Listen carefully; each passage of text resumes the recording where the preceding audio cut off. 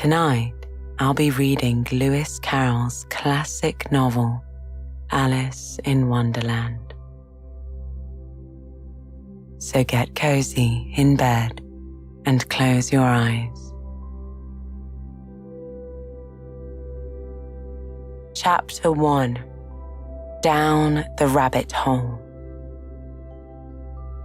Alice was beginning to get very tired of sitting by her sister on the bank and of having nothing to do. Once or twice, she had peeped into the book her sister was reading, but it had no pictures or conversations in it. And what is the use of a book, thought Alice, without pictures or conversations? So she was considering in her own mind, as well as she could, for the hot day made her feel very sleepy, whether the pleasure of making a daisy chain would be worth the trouble of getting up and picking the daisies, when suddenly a white rabbit with pink eyes ran close by her. There was nothing so very remarkable in that, nor did Alice think it so very much out of the way to hear the rabbit say to itself, oh dear, I shall be late." When she thought it over afterwards, it occurred to her that she ought to have wondered at this, but at the time, it all seemed quite natural. But when the rabbit actually took a watch out of its waistcoat pocket and looked at it, and then hurried on, Alice started to her feet, for it flashed across her mind that she had never before seen a rabbit with either a waistcoat pocket or a watch to take out of it. Burning with curiosity, she ran across the field after it, and fortunately was just in time to see it pop down a large rabbit hole under the hedge. In another moment, down went Alice after it, never once considering how in the world she was going to get out again. The rabbit hole went straight on like a tunnel for some way, and then dipped suddenly down. So suddenly that Alice had not a moment to think about stopping before she found herself falling down a very deep well. Either the well was very deep, or she fell very slowly, for she had plenty of time as she went down to look about her and to wonder what was going to happen next. First, she tried to look down and make out what she was coming to, but it was too dark to see anything.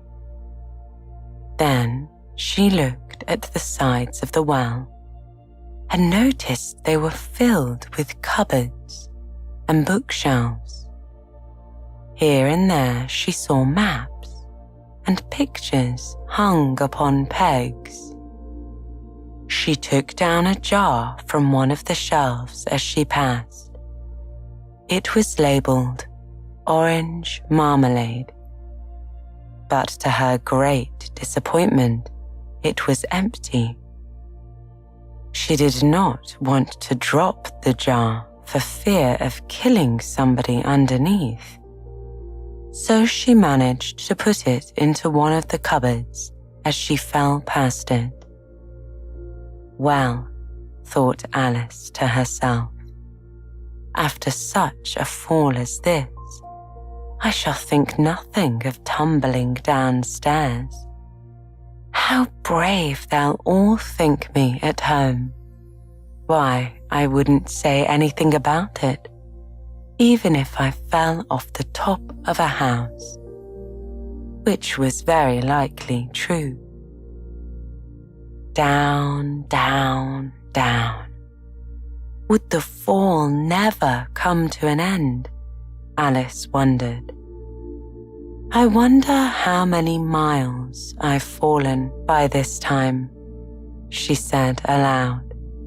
I must be getting somewhere near the center of the earth. Let me see.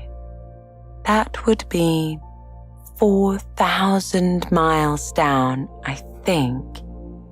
For you see, Alice had learned several things of this sort in her lessons in the schoolroom, and although this was not a very good opportunity for showing off her knowledge, as there was no one to listen to her, still it was good practice to say it over to herself. Yes, that's about the right distance, she thought. But then I wonder what latitude or longitude I've got to. Alice had no idea what latitude was, or longitude either, but thought they were nice, grand words to say. Presently, she began again. I wonder if I shall fall right through the earth. How funny it'll seem to come out among the people that walk with their heads downward to the ground. The antipathies, I think. She was rather glad there was no one listening this time, as it didn't sound at all like the right word. But, said Alice, I shall have to ask them what the name of the country is, you know. Please, Mum, is this New Zealand or Australia? She tried to curtsy as she spoke. Fancy curtsying as you're falling through the air. Do you think you could manage it? And what an ignorant girl they'll think me for asking, said Alice. No, it'll never do to ask. Perhaps I shall see it written up somewhere. Down, down, down. There was nothing else to do, so Alice soon began talking again. Dinah will miss me very much tonight, I should think, she said. Dinah was the cat. I hope they'll remember her saucer of milk at tea time. Dinah, my dear, I wish you were down here with me. There are no mice in the air, I'm afraid, but you might catch a bat, and that's very like a mouse, you know. But do cats eat bats, I wonder? And here Alice began to get rather sleepy, and went on saying to herself, in a dreamy sort of way, do cats eat bats? Do cats eat bats? And sometimes, do bats eat cats? For you see, as she couldn't answer either question, it didn't much matter which way she put it. She felt that she was dozing off and had just begun to dream that she was walking hand in hand with Dinah and saying to her very earnestly, Now, Dinah, tell me the truth. Did you ever eat a bat? When suddenly, thump, thump, down she came upon a heap of sticks and dry leaves, and the fall was over. Alice was not a bit hurt, and she jumped up onto her feet in a moment. She looked up, but it was all dark overhead. Before her was another long passage, and the white rabbit was still in sight, hurrying down it. There was not a moment to be lost. Away went Alice like the wind, and was just in time to hear it say, as it turned a corner, "Oh, my ears and whiskers, how late it's getting." She was close behind it when she turned the corner, but the rabbit was no longer to be seen. She found herself in a long, low hall, which was lit up by a row of lamps hanging from the roof. There were doors all around the hall, but they were all locked. And when Alice had been all the way down one side and up the other, trying every door, she walked sadly down the middle, wondering how she was ever going to get out again. Suddenly, she came upon a little three-legged table, all made of solid glass. There was nothing on it except a tiny golden key, and Alice's first thought was that it might belong to one of the doors of the hall. But alas, either the locks were too large or the key was too small. But at any rate, it would not open any of them. However, on the second time around, she came upon a low curtain she had not noticed before, and behind it was a little door about 15 inches high. She tried the little golden key in the lock, and to her great delight, it fit. Alice opened the door and found that it led to a small passage, not much larger than a rat hole. She knelt down and looked along the passage into the loveliest garden you ever saw. How she longed to get out of that dark hall and wander about among those beds of bright flowers and cool fountains. But she could not even get her head through the doorway. And even if my head would go through, thought poor Alice, it would be of very little use without my shoulders. Oh, how I wish I could fold up like a telescope. I think I could, if I only knew how to begin. For you see, so many out-of-the-way things had happened lately that Alice had begun to think that very few things indeed were really impossible. There seemed to be no use waiting by the little door. So she went back to the table, half hoping she might find another key on it, or at any rate, a book of rules for folding people up like telescopes.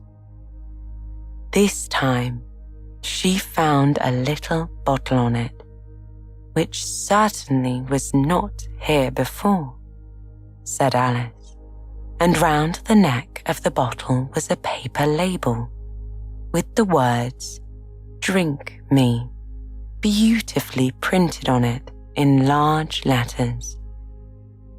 It was all very well to say, "Drink me," but the wise little Alice was not going to do that in a hurry.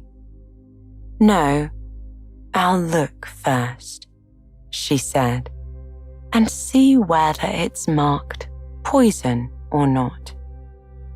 for she had read several nice little stories about children who had gotten burnt and eaten up by wild beasts and other unpleasant things, all because they did not remember the simple rules their friends had taught them, such as that a red-hot poker will burn you if you hold it too long, and that if you cut your finger very deeply with a knife, it usually bleeds. And she had never forgotten that if you drink from a bottle marked poison, it is almost certain to disagree with you sooner or later. However, this bottle was not marked poison, so Alice ventured to taste it. It had, in fact, a sort of mixed flavour of cherry tart, custard, pineapple, roast turkey, toffee, and hot buttered toast. And, finding it very nice, she soon finished it off. "What a curious feeling," said Alice.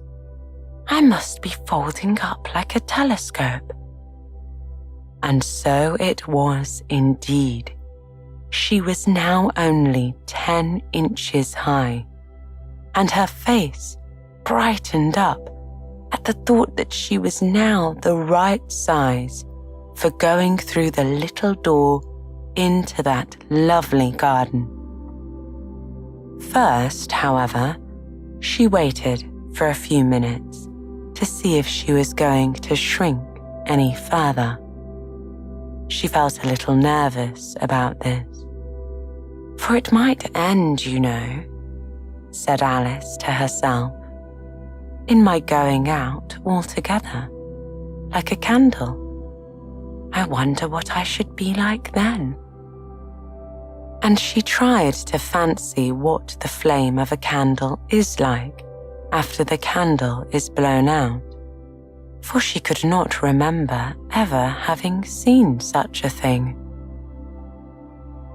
After a while, finding that nothing more happened, she decided on going into the garden at once.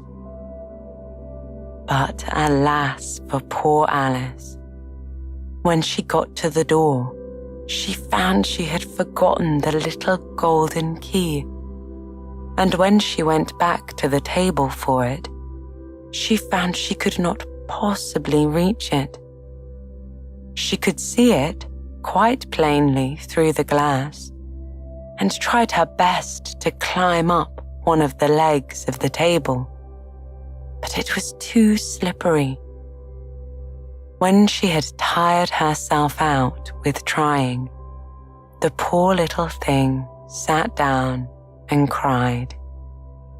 "Come, there's no use in crying like that," said Alice to herself rather sharply. "I advise you to leave off this minute." She generally gave herself very good advice, though she very seldom followed it. And sometimes she scolded herself so severely as to bring tears into her eyes. Once, she remembered scolding herself for having cheated in a game of croquet she was playing against herself. For this curious child was very fond of pretending to be two people. "But it is no use now," thought Alice, "to pretend to be two people. Why, there's hardly enough of me left to make one respectable person." Soon, her eye fell on a little glass box that was lying under the table. She opened it and found in it a very small cake, on which the words "Eat me" were beautifully marked in currants. "Well, I'll eat it," said Alice. "And if it makes me grow larger, I can reach the key. And if it makes me grow smaller, I can creep under the door. So either way, I'll get into the garden, and I don't care which happens." She ate a little bit and said anxiously to herself, "Which way? Which way?" holding her hand on top of her head to feel which way it was growing. And she was quite surprised to find that she remained the same size. To be sure, this generally does happen when one eats cake. But Alice had gotten so much into the way of expecting nothing but out-of-the-way things to happen that it seemed quite dull for life to go on in the common way. So she set to work and very soon finished off the cake. Chapter 2: The Pool of Tears. "Curiouser and curiouser," cried Alice. She was so surprised that for the moment she quite forgot how to speak. "Now I'm opening out like the largest telescope that ever was. Goodbye, feet." For when she looked down at her feet, they seemed to be almost out of sight. They were getting so far off. "Oh, my poor little feet. I wonder who will put on your shoes and stockings for you now, dears. I'm sure I shan't be able. I shall be a great deal too far off to trouble myself about you. You must manage the best way you can. But I must be kind to them," thought Alice. "Or perhaps they won't walk the way I want to go. Let me see. I'll give them a new pair of boots every Christmas." And she went on planning to herself how she would manage it. They must go by the mail carrier, she thought, and how funny it'll seem sending presents to one's own feet. And how odd the directions will look. I shall address the package to Alice's right foot, Esquire, hearth rug near the fender, with Alice's love. Oh dear, what nonsense I am talking. Just then, her head struck against the roof of the hall.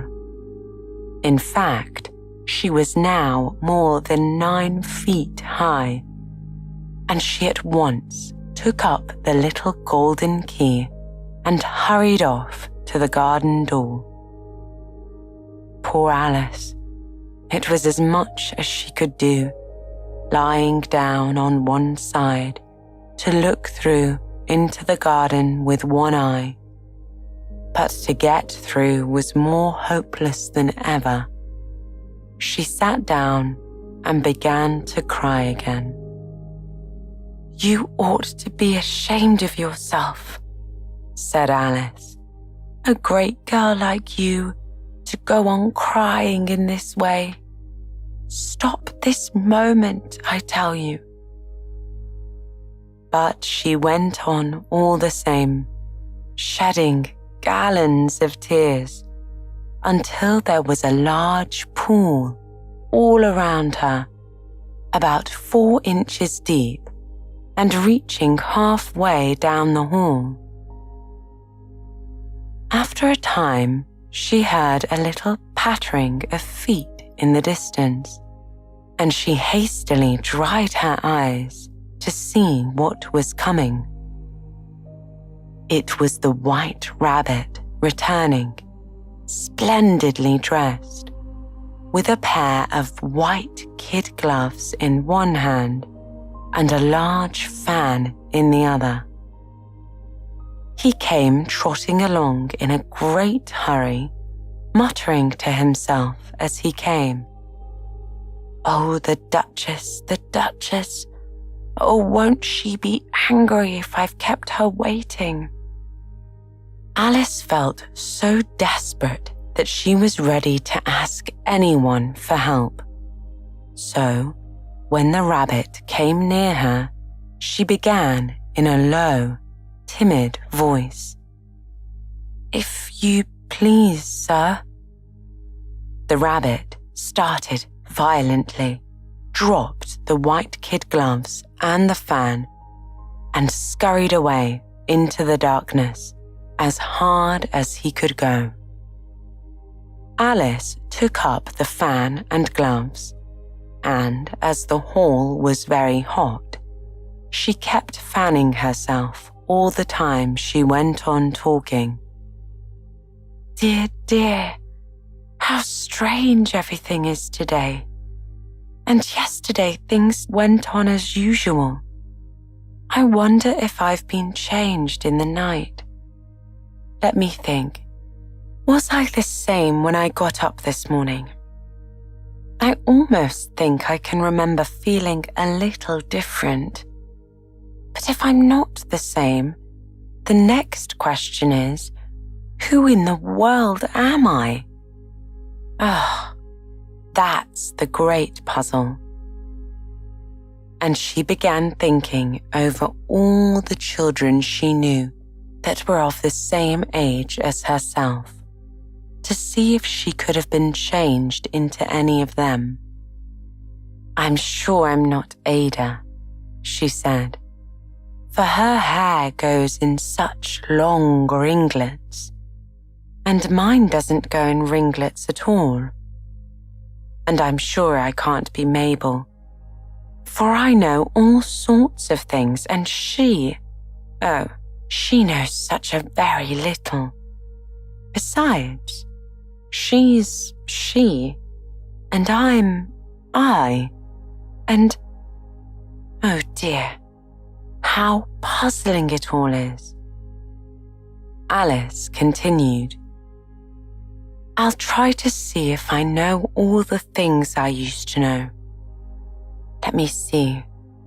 4 times 5 is 12, and 4 times 6 is 13, and 4 times 7 is... Oh dear, I shall never get to 20 at that rate. However, the multiplication table doesn't signify. Let's try geography. London is the capital of Paris, and Paris is the capital of Rome, and Rome... No, that's all wrong, I'm certain. I must have been changed for Mabel. I'll try to recite a poem I know." And she crossed her hands on her lap as if she were saying lessons, and began to repeat it.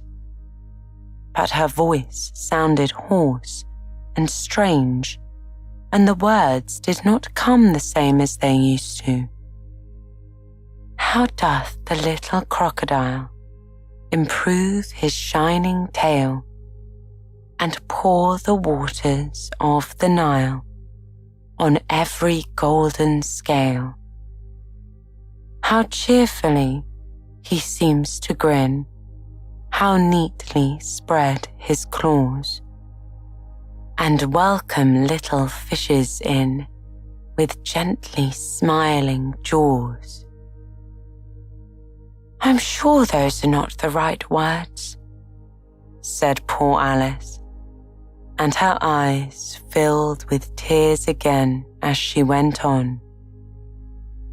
"I must be Mabel after all, and I shall have to go and live in that poky little house, and have next to no toys to play with, and oh, ever so many lessons to learn. No, I've made up my mind about it. If I'm Mabel, I'll stay down here. It'll be no use for them to put their heads down and say, "Come up again, dear." I shall only look up and say, "Who am I then? Tell me that first, and then, if I like being that person, I'll come up. If not, I'll stay down here till I'm somebody else." "But oh dear," cried Alice, with a sudden burst of tears. "I do wish they would put their heads down. I'm so very tired of being all alone here."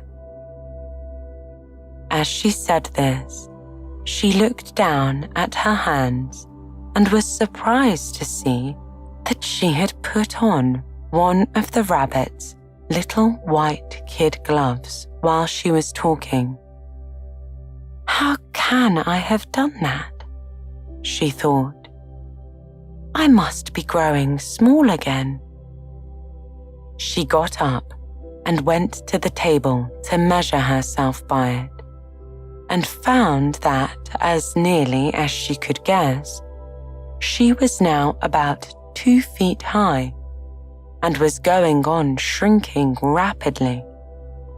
She soon found out that the cause of this was the fan she was holding, and she dropped it hastily, just in time to avoid shrinking away altogether. "That was a narrow escape," said Alice, a good deal frightened at the sudden change, but very glad to find herself still in existence. "And now for the garden." And she ran with all speed back to the little door. But alas, the little door was shut again, and the little golden key was lying on the glass table as before. "And things are worse than ever," thought the poor child. "For I never was so small as this before, never, and I declare it is too bad, that it is." As she said these words, her foot slipped, and in another moment, splash, she was up to her chin in salt water. Her first idea was that she had somehow fallen into the sea. "And in that case, I can go back by railway," she said to herself. Alice had been to the seaside once in her life, and had come to the general conclusion that wherever you go on the English coast, you find a number of bathing machines in the sea, some children digging in the sand with wooden spades, then a row of lodging houses, and behind them a railway station. However, she soon made out that she was in the pool of tears which she had wept when she was 9 feet high. "I wish I hadn't cried so much," said Alice as she swam about, trying to find her way out. "I shall be punished for it now, I suppose, by being drowned in my own tears. That will be a strange thing, to be sure. However, everything is strange today."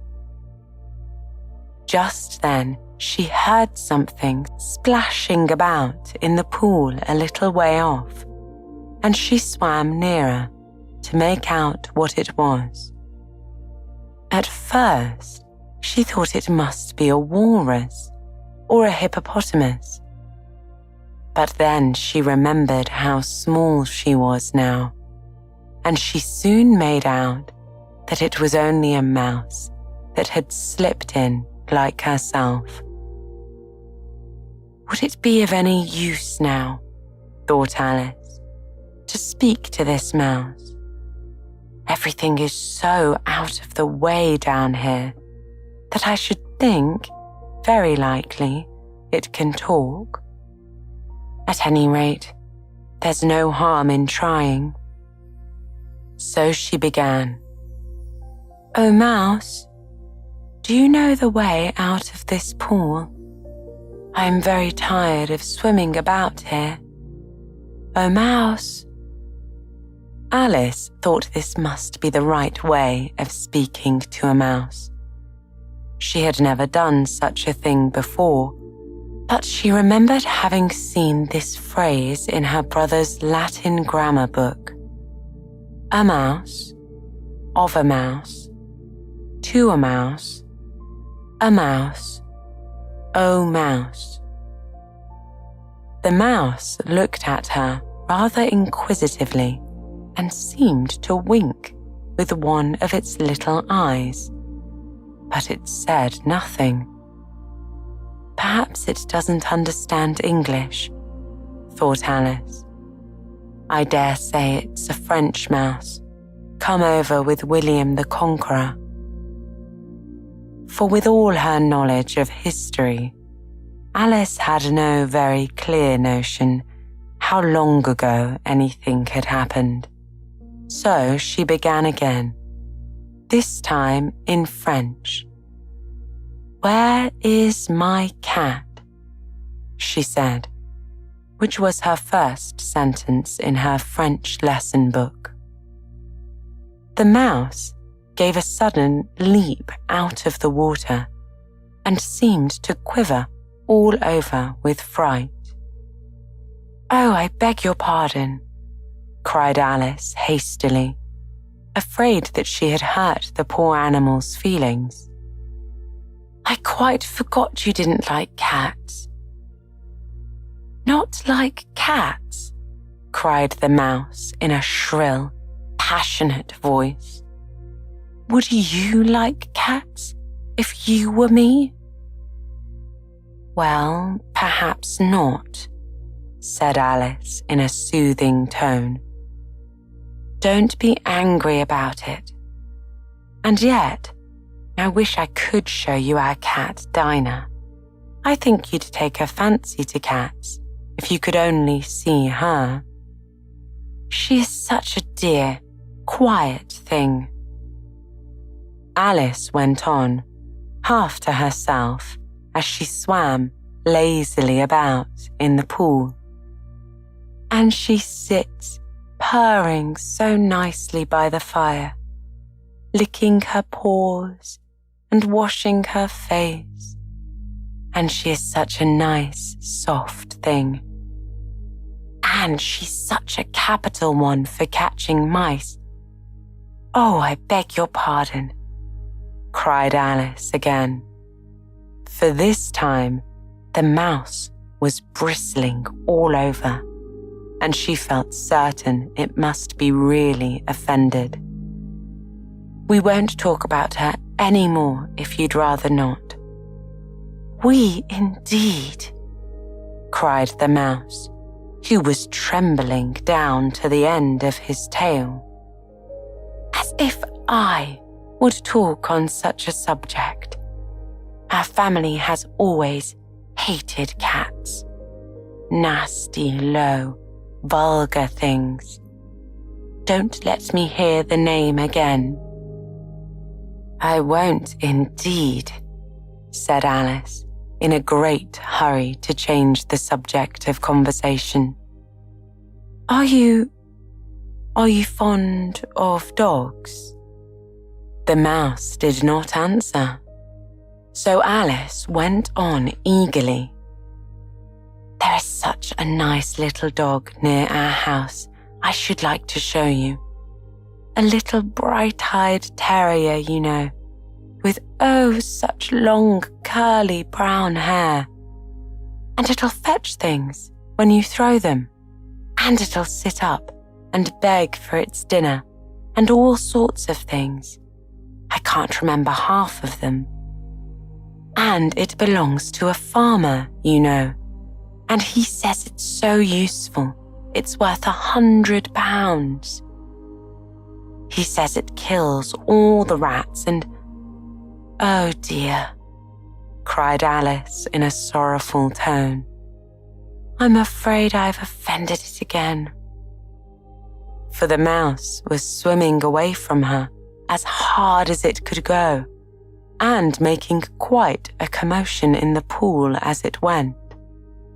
So she called softly after it, "Mouse dear, do come back again, and we won't talk about cats or dogs either if you don't like them." When the mouse heard this, it turned round and swam slowly back to her. Its face was quite pale, and it said in a low, trembling voice, "Let us get to the shore, and then I'll tell you my history, and you'll understand why it is I hate cats and dogs." It was high time to go, for the pool was getting quite crowded with birds and animals that had fallen into it. There was a duck and a dodo, a parrot and an eaglet, and several other curious creatures. Alice led the way, and the whole party swam to the shore.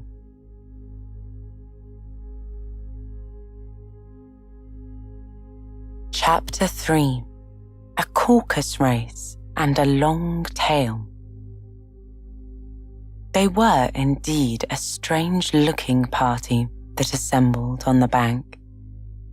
The birds with draggled feathers, the animals with their fur clinging close to them, and all dripping wet, cross and uncomfortable. The first question, of course, was how to get dry again. They had a consultation about this, and after a few minutes, it seemed quite natural to Alice to find herself talking familiarly with them, as if she had known them all her life.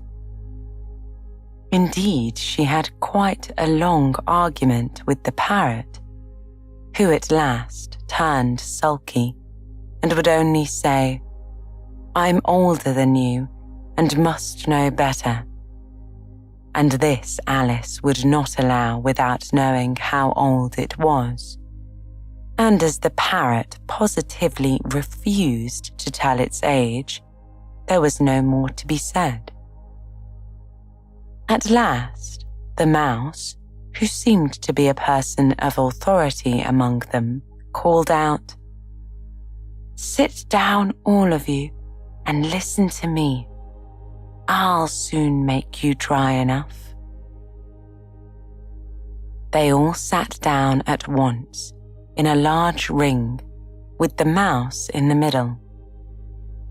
Alice kept her eyes anxiously fixed on it, for she felt sure she would catch a bad cold if she did not get dry very soon. "Ahem," said the mouse with an important air. "Are you all ready? This is the driest thing I know. Silence all around, if you please." And the mouse began to tell a very dry story indeed. William the Conqueror, whose cause was favoured by the Pope, was soon submitted to by the English, who wanted leaders and had been of late very much accustomed to usurpation and conquest. Edwin and Morcar, the Earls of Mercia and Northumbria— "Ugh," said the parrot with a shiver. "I beg your pardon," said the mouse, frowning, but very politely. "Did you speak?" "Not I," said the parrot, hastily. "I thought you did," said the mouse. "I shall proceed. Edwin and Morcar, the Earls of Mercia and Northumbria declared for him, and even Stigand, the patriotic Archbishop of Canterbury, found it advisable. "Found what?" said the duck. "Found it," the mouse replied, rather crossly. "Of course you know what it means." "I know what it means well enough when I find a thing," said the duck. "It's generally a frog or a worm. The question is, what did the Archbishop find?" The mouse did not notice this question, but hurriedly went on. "Found it advisable to go with Edgar Atheling to meet William and offer him the crown. William's conduct at first was moderate, but the insolence of his Normans— How are you getting on now, my dear?" the mouse continued, turning to Alice as it spoke. "As wet as ever," said Alice in a melancholy tone. "It doesn't seem to dry me at all." "In that case," said the dodo, solemnly rising to its feet, "I move that the meeting adjourn for the immediate adoption of more energetic remedies." "Speak English," said the eaglet. "I don't know the meaning of half those long words, and what's more, I don't believe you do either." And the eaglet bent down its head to hide a smile. Some of the other birds tittered audibly. "What I was going to say," said the dodo in an offended tone, "was that the best thing to get us dry would be a caucus race." "What is a caucus race?" said Alice. Not that she much wanted to know, but the dodo had paused as if it thought somebody ought to speak, and no one else seemed inclined to say anything. "Why," said the dodo, "the best way to explain it is to do it. And as you might like to try the thing for yourself some winter day, I will tell you how the dodo managed it. First, it marked out a racecourse in a sort of circle. The exact shape doesn't matter, the dodo said. And then, all the party were placed along the course here and there. There was no 1, 2, 3 and away, but they began running when they liked, and left off when they liked, so that it was not easy to know when the race was over. However, when they had been running half an hour or so, and were quite dry again, the dodo suddenly called out, "The race is over!" And they all crowded round it, panting and asking, "But who has won?" This question the dodo could not answer without a great deal of thought. It sat for a long time with one finger pressed upon its forehead, the position in which you usually see Shakespeare in the pictures of him, while the rest waited in silence. At last, the dodo said, "Everybody has won, and all must have prizes. But who is to give the prizes?" asked quite a chorus of voices. "Why, she, of course," said the dodo, pointing to Alice with one finger. And the whole party at once crowded round her, calling out in a confused way, "Prizes! Prizes!" Alice had no idea what to do, and in despair she put her hand in her pocket and pulled out a box of comfits. Luckily, the salt water had not gotten into it, and she handed them round as prizes. There was exactly one apiece all round. "But she must have a prize herself, you know," said the mouse. "Of course," the dodo replied very gravely. "What else have you got in your pocket?" he went on, turning to Alice. "Only a thimble," said Alice sadly. "Hand it over here," said the dodo. Then they all crowded round her once more, while the dodo solemnly presented the thimble, saying, "We beg your acceptance of this elegant thimble." And when it had finished this short speech, they all cheered. Alice thought the whole thing very absurd, but they all looked so grave that she did not dare to laugh. And as she could not think of anything to say, she simply bowed and took the thimble, looking as solemn as she could. The next thing was to eat the comfits. This caused some noise and confusion, as the large birds complained they could not taste theirs, and the small ones choked and had to be patted on the back. However, it was over at last, and they sat down again in a ring and begged the mouse to tell them something more.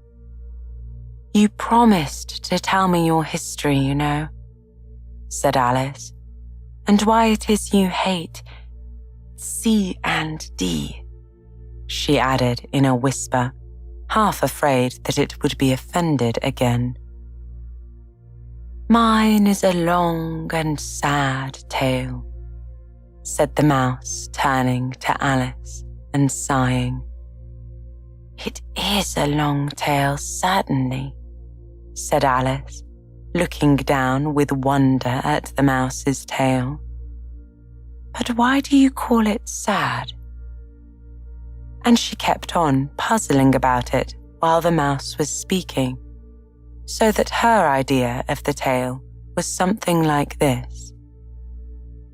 Fury said to a mouse that he met in the house, "Let us both go to law. I will prosecute you. Come, I'll take no denial. We must have a trial, for really, this morning, I've nothing to do." Said the mouse to the cur, "Such a trial, dear sir, with no jury or judge, would be wasting our breath." "I'll be judge, I'll be jury," said cunning old Fury.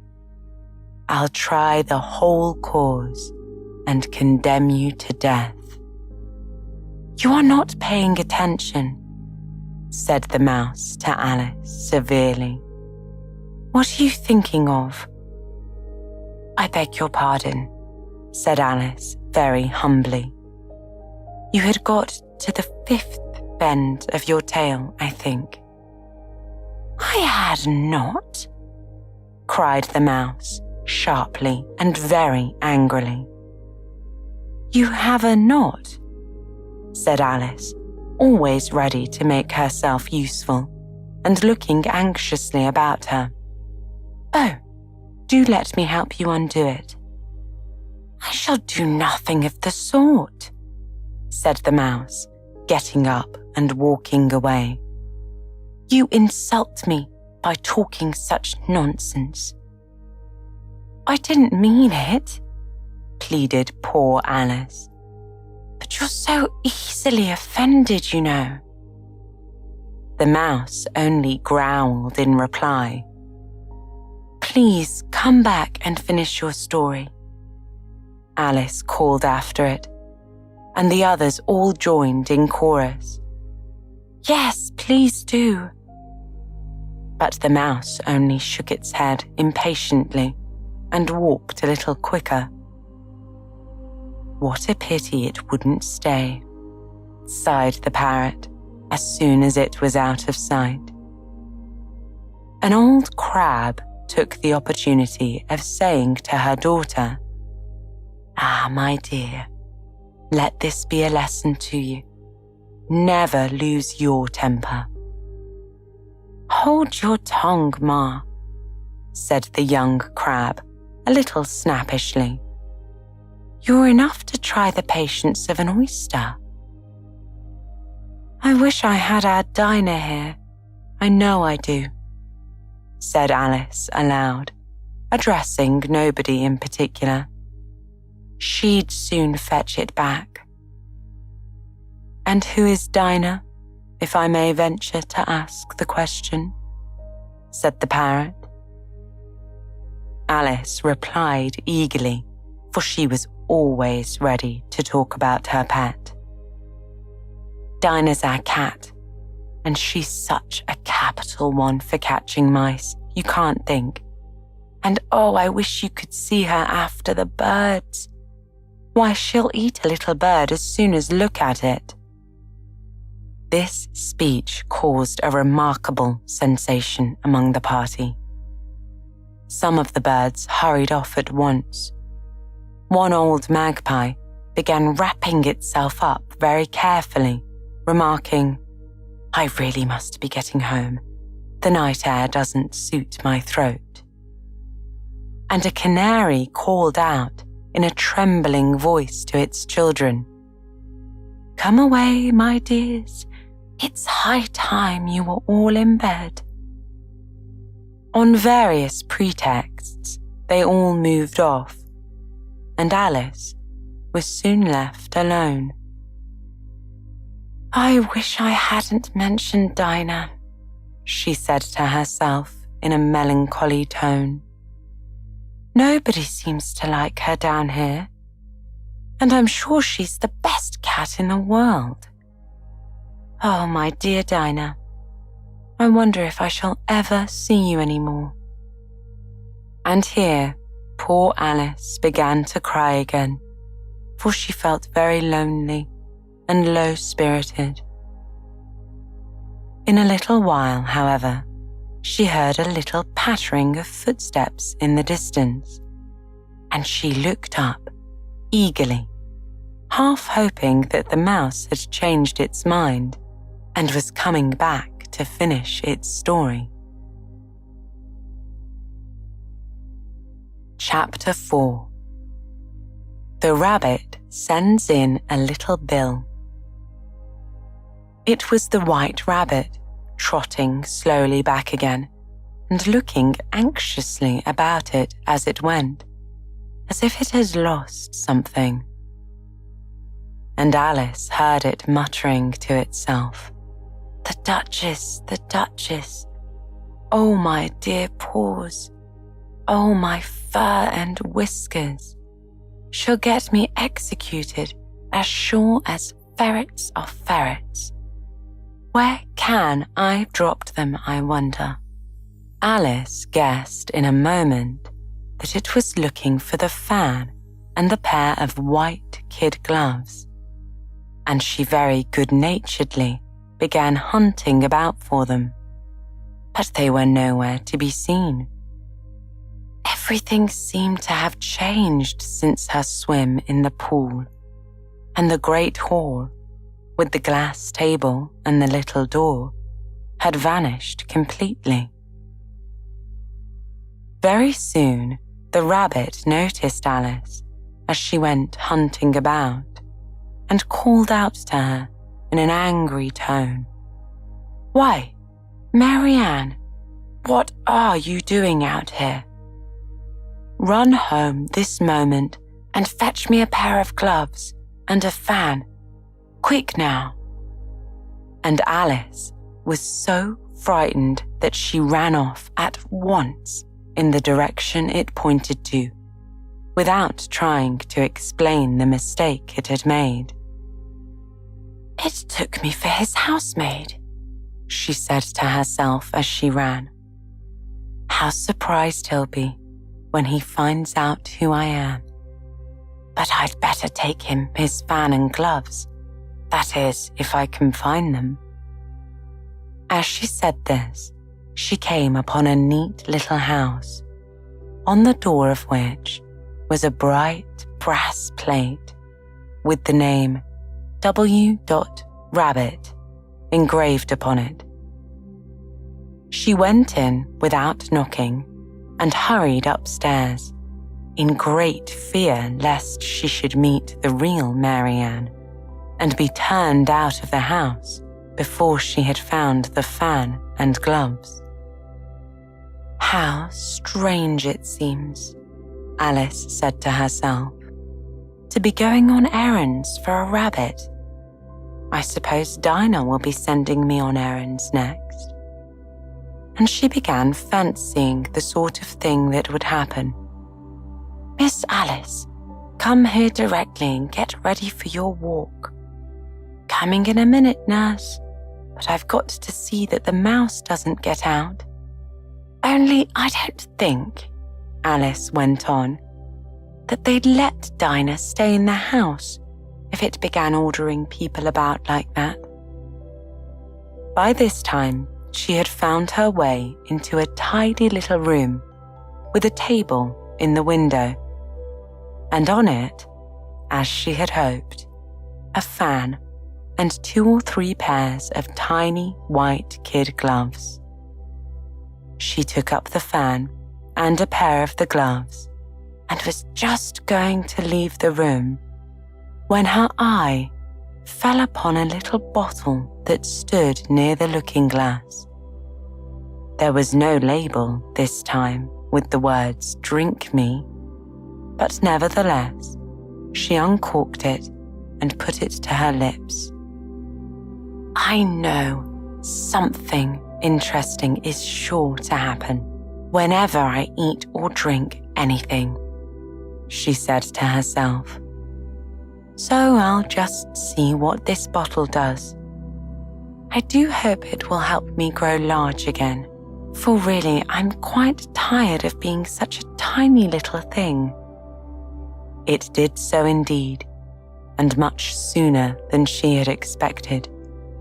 Before she had drunk half the bottle, she found her head pressing against the ceiling and had to stoop to save her neck from being broken. She hastily put down the bottle, saying to herself, "That's quite enough. I hope I shan't grow any more. As it is, I can't get out at the door. I do wish I hadn't drank quite so much." Alas, it was too late to wish that. She went on, growing and growing, and very soon had to kneel down on the floor. In another minute, there was not even room for this. She tried the effect of lying down, with one elbow against the door and the other arm curled round her head. Still, she went on growing. As a last resource, she put one arm out of the window and one foot up the chimney and said to herself, "Now I can do no more whatever happens. What will become of me?" Luckily for Alice, the little magic bottle had now had its full effect, and she grew no larger. Still, it was very uncomfortable, and as there seemed to be no sort of chance of her ever getting out of the room again, no wonder she felt unhappy. "It was much pleasanter at home," thought poor Alice, "when one wasn't always growing larger and smaller and being ordered about by mice and rabbits. I almost wish I hadn't gone down that rabbit hole. And yet, it is rather curious, you know, this sort of life. I do wonder what can have happened to me.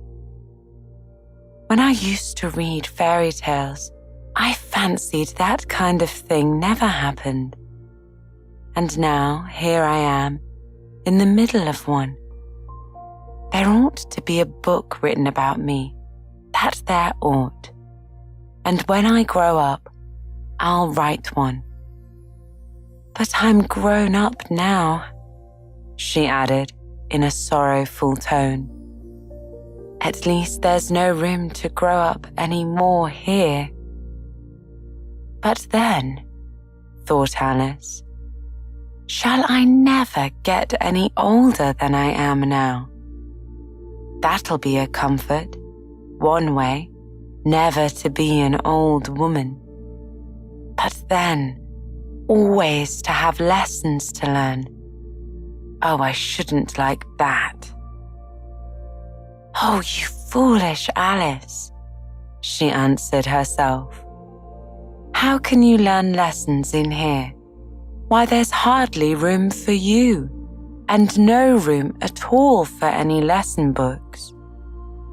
And so she went on, taking first one side and then the other, and making quite a conversation of it altogether. But after a few minutes, she heard a voice outside and stopped to listen. "Marianne, Marianne," said the voice, "fetch me my gloves this moment." Then came a little pattering of feet on the stairs. Alice knew it was the rabbit coming to look for her, and she trembled till she shook the house, quite forgetting that she was now about 1,000 times as large as the rabbit, and had no reason to be afraid of it. Presently, the rabbit came up to the door and tried to open it. But as the door opened inwards, and Alice's elbow was pressed hard against it, that attempt proved a failure. Alice heard it say to itself, "Then I'll go round and get in at the window." "That you won't," thought Alice.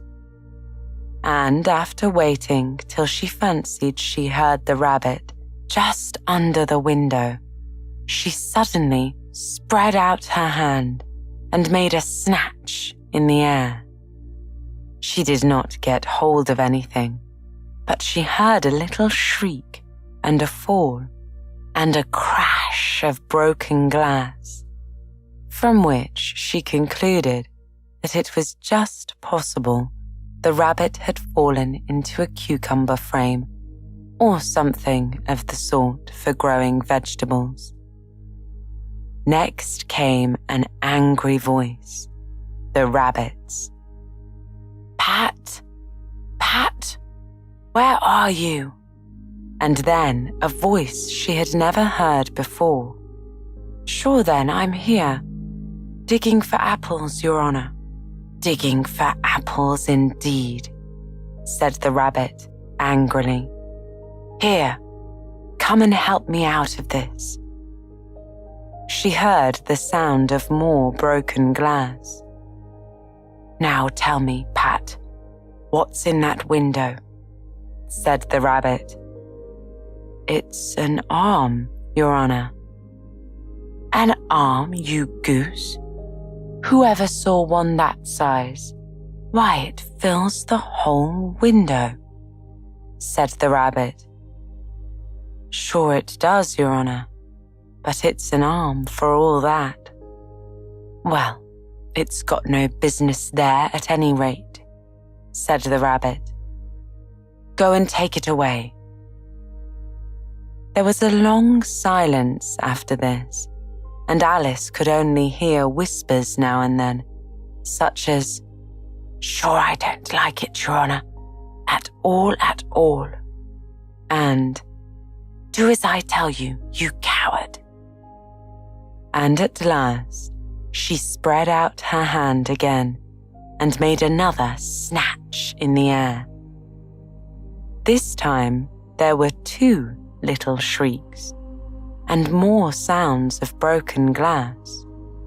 What a number of cucumber frames there must be, thought Alice. I wonder what they'll do next. As for pulling me out of the window, I only wish they could. I'm sure I don't want to stay in here any longer. She waited for some time without hearing anything more. At last came a rumbling of little cartwheels and the sound of a good many voices, all talking together. She made out the words, "Where's the other ladder? Why, I hadn't thought to bring but one. Bill's got the other. Bill, fetch it here, lad. Here, put 'em up at this corner. No, tie 'em together first. They don't reach half high enough yet. Oh, they'll do well enough. Don't be particular. Here, Bill, catch hold of this rope. Will the roof bear the strain? Mind that loose slate. Oh, it's coming down. Heads up below." There was a loud crash, and the voices continued. "Now who did that?" "It was Bill, I fancy." "Who's to go down the chimney?" "Nay, I shan't be the one. You do it." "That I won't, then." "Bill's to go down." "Here, Bill, the master says you're to go down the chimney." "Oh, so Bill's got to come down the chimney, has he?" said Alice to herself. "Why, they seem to put everything upon Bill. I wouldn't be in Bill's place for a good deal. This fireplace is narrow, to be sure, but I think I can kick a little." She drew her foot as far down the chimney as she could and waited till she heard a little animal. She couldn't guess what sort it was, scratching and scrambling about in the chimney close above her. Then, saying to herself, "This is Bill," she gave one sharp kick and waited to see what would happen next. The first thing she heard was a general chorus of, "There goes Bill." Then the rabbit's voice came along. "Catch him, you by the hedge." Then silence. And then another confusion of voices. "Hold up his head. Give him some brandy. Now don't choke him. How was it, old fellow? What happened to you? Tell us all about it." Last came a little, feeble, squeaking voice. "That's Bill," thought Alice. It said, "Well, I hardly know. No more, thank you. I'm better now, but I'm a deal too flustered to tell you. All I know is something comes at me like a jack-in-the-box, and up I go like a skyrocket." "So you did, old fellow," said the others. "We must burn the house down," said the rabbit's voice, and Alice called out as loud as she could, "If you do, I'll set Dinah at you." There was a dead silence instantly, and Alice thought to herself, "I wonder what they will do next. If they had any sense, they'd take the roof off." After a minute or two, they began moving about again, and Alice heard the rabbit say, "A barrowful will do, to begin with." "A barrowful of what?" thought Alice. But she had not long to doubt, for the next moment, a shower of little pebbles came rattling in at the window, and some of them hit her in the face. I'll put a stop to this," she said to herself, and shouted out, "You'd better not do that again," which produced another dead silence. Alice noticed with some surprise that the pebbles were all turning into little cakes as they lay on the floor, and a bright idea came into her head. "If I eat one of these cakes," she thought, "it's sure to make some change in my size. And as it can't possibly make me larger, it must make me smaller, I suppose." So she swallowed one of the cakes and was delighted to find that she began shrinking directly. As soon as she was small enough to get through the door, she ran out of the house and found quite a crowd of little animals and birds waiting outside. The poor little lizard, Bill, was in the middle, being held up by 2 guinea pigs who were giving it something out of a bottle. They all made a rush at Alice the moment she appeared, but she ran off as hard as she could, and she soon found herself safe in a thick wood. "The first thing I've got to do," said Alice to herself as she wandered about in the wood, "is to grow to my right size again. And the second thing is to find my way into that lovely garden. I think that will be the best plan." It sounded an excellent plan, no doubt, and very neatly and simply arranged. The only difficulty was that she had not the smallest idea how to set about it. And while she was peering about anxiously among the trees, a little sharp bark just over her head made her look up in a great hurry. An enormous puppy was looking down at her with large, round eyes, and feebly stretching out one paw, trying to touch her.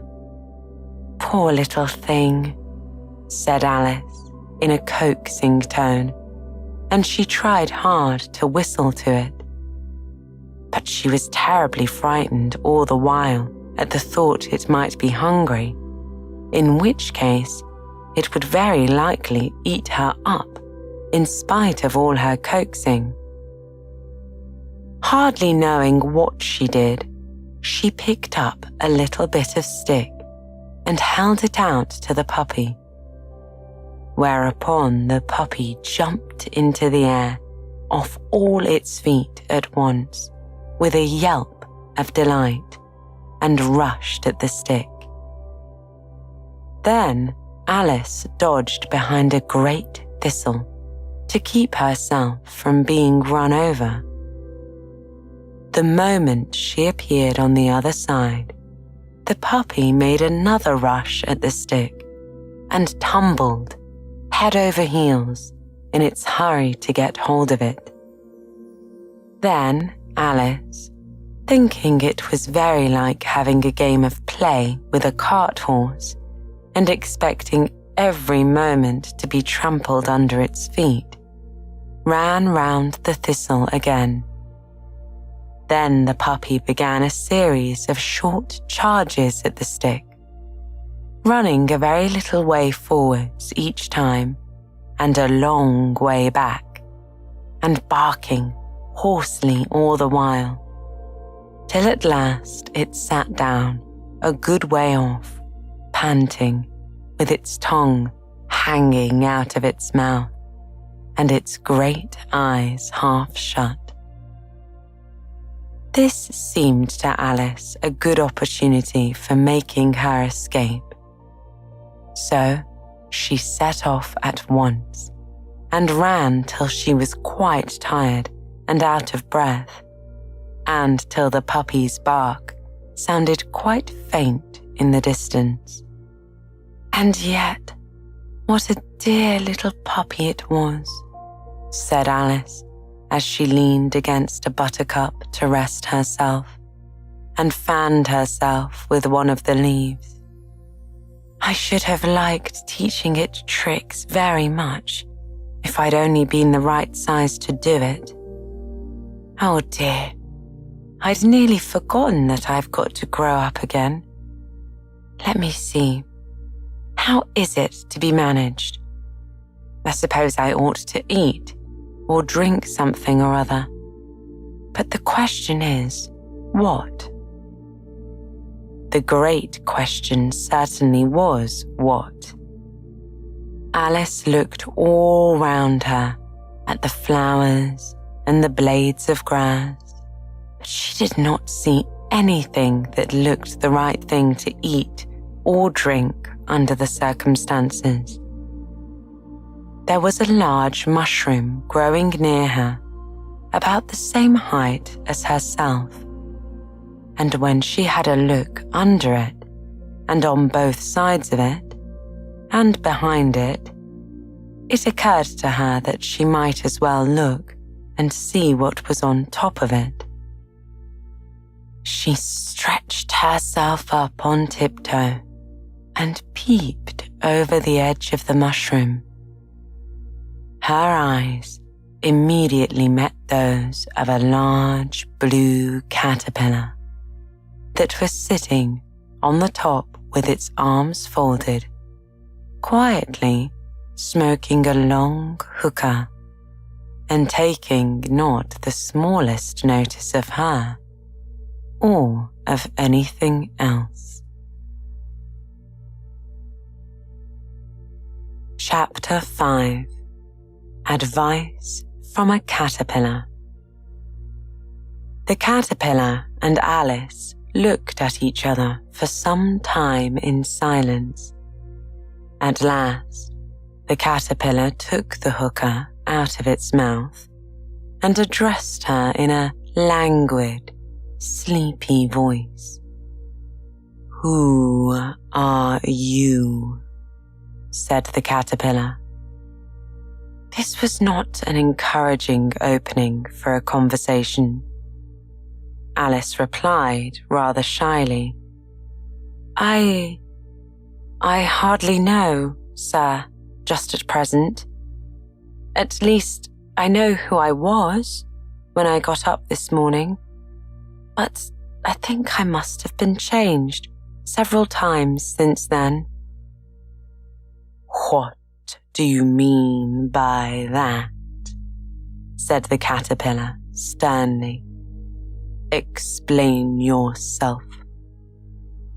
"I can't explain myself, I'm afraid, sir," said Alice, "because I'm not myself, you see." "I don't see," said the caterpillar. "I'm afraid I can't put it more clearly," Alice replied, very politely, "for I can't understand it myself to begin with, and being so many different sizes in a day is very confusing." "It isn't," said the caterpillar. "Well, perhaps you haven't found it so yet," said Alice. "But when you have to turn into a chrysalis, you will someday, you know, and then after that, into a butterfly. I should think you'll feel it a little strange, won't you?" "Not a bit," said the caterpillar. "Well, perhaps your feelings may be different," said Alice. "All I know is, it would feel very strange to me." "You," said the caterpillar contemptuously. "Who are you?" which brought them back again to the beginning of the conversation. Alice felt a little irritated at the caterpillars making such very short remarks, and she drew herself up and said very gravely, "I think you ought to tell me who you are first." "Why?" said the caterpillar. Here was another puzzling question, and as Alice could not think of any good reason, and as the caterpillar seemed to be in a very unpleasant state of mind, she turned away. "Come back," the caterpillar called after her. "I've something important to say." This sounded promising, certainly. Alice turned and came back again. "Keep your temper," said the caterpillar. "Is that all?" said Alice, swallowing down her anger as well she could. "No," said the caterpillar. Alice thought she might as well wait, as she had nothing else to do, and perhaps, after all, it might tell her something worth hearing. For some minutes, it puffed away without speaking, but at last it unfolded its arms, took the hookah out of its mouth again, and said, "So, you think you're changed, do you?" "I'm afraid I am, sir," said Alice. "I can't remember things as I used to, and I don't keep the same size for 10 minutes altogether." "Can't remember what things?" said the caterpillar. "Well, I've tried to say the poem, 'How doth the little busy bee?' but it all came out differently," Alice replied in a very melancholy voice. "Repeat the poem. You are old, Father William," said the caterpillar. Alice folded her hands and began. "You are old, Father William," the young man said, "and your hair has become very white. And yet you incessantly stand on your head. Do you think at your age it is right?" "In my youth," Father William replied to his son, "I feared it might injure the brain. But now that I'm perfectly sure I have none, why, I do it again and again." "You are old," said the youth, "as I mentioned before, and have grown most uncommonly fat. Yet you turn a back somersault in at the door. Pray, what is the reason of that?" "In my youth," said the sage, as he shook his grey locks, "I kept all my limbs very supple. By use of this ointment, 1 shilling the box. Allow me to sell you a couple." "You are old," said the youth, "and your jaws are too weak for anything tougher than suet. Yet you finished the goose with the bones and the beak. Pray, how did you manage to do it?" "In my youth," said his father, "I took to the law and argued each case with my wife, and the muscular strength which it gave to my jaw has lasted the rest of my life." "You are old," said the youth, "one would hardly suppose, that your eye was as steady as ever. Yet you balanced an eel on the end of your nose. What made you so awfully clever? I have answered 3 questions, and that is enough, said his father. Don't give yourself airs. Do you think I can listen all day to such stuff? Be off, or I'll kick you downstairs. That is not said right, said the caterpillar. Not quite right, I'm afraid, said Alice timidly. Some of the words have got altered. It is wrong from beginning to end, said the caterpillar decidedly, and there was silence for some minutes. The caterpillar was first to speak. What size do you want to be? It asked. Oh, I'm not particular as to size, Alice hastily replied. Only one doesn't like changing so often, you know. I don't know, said the caterpillar. Alice said nothing.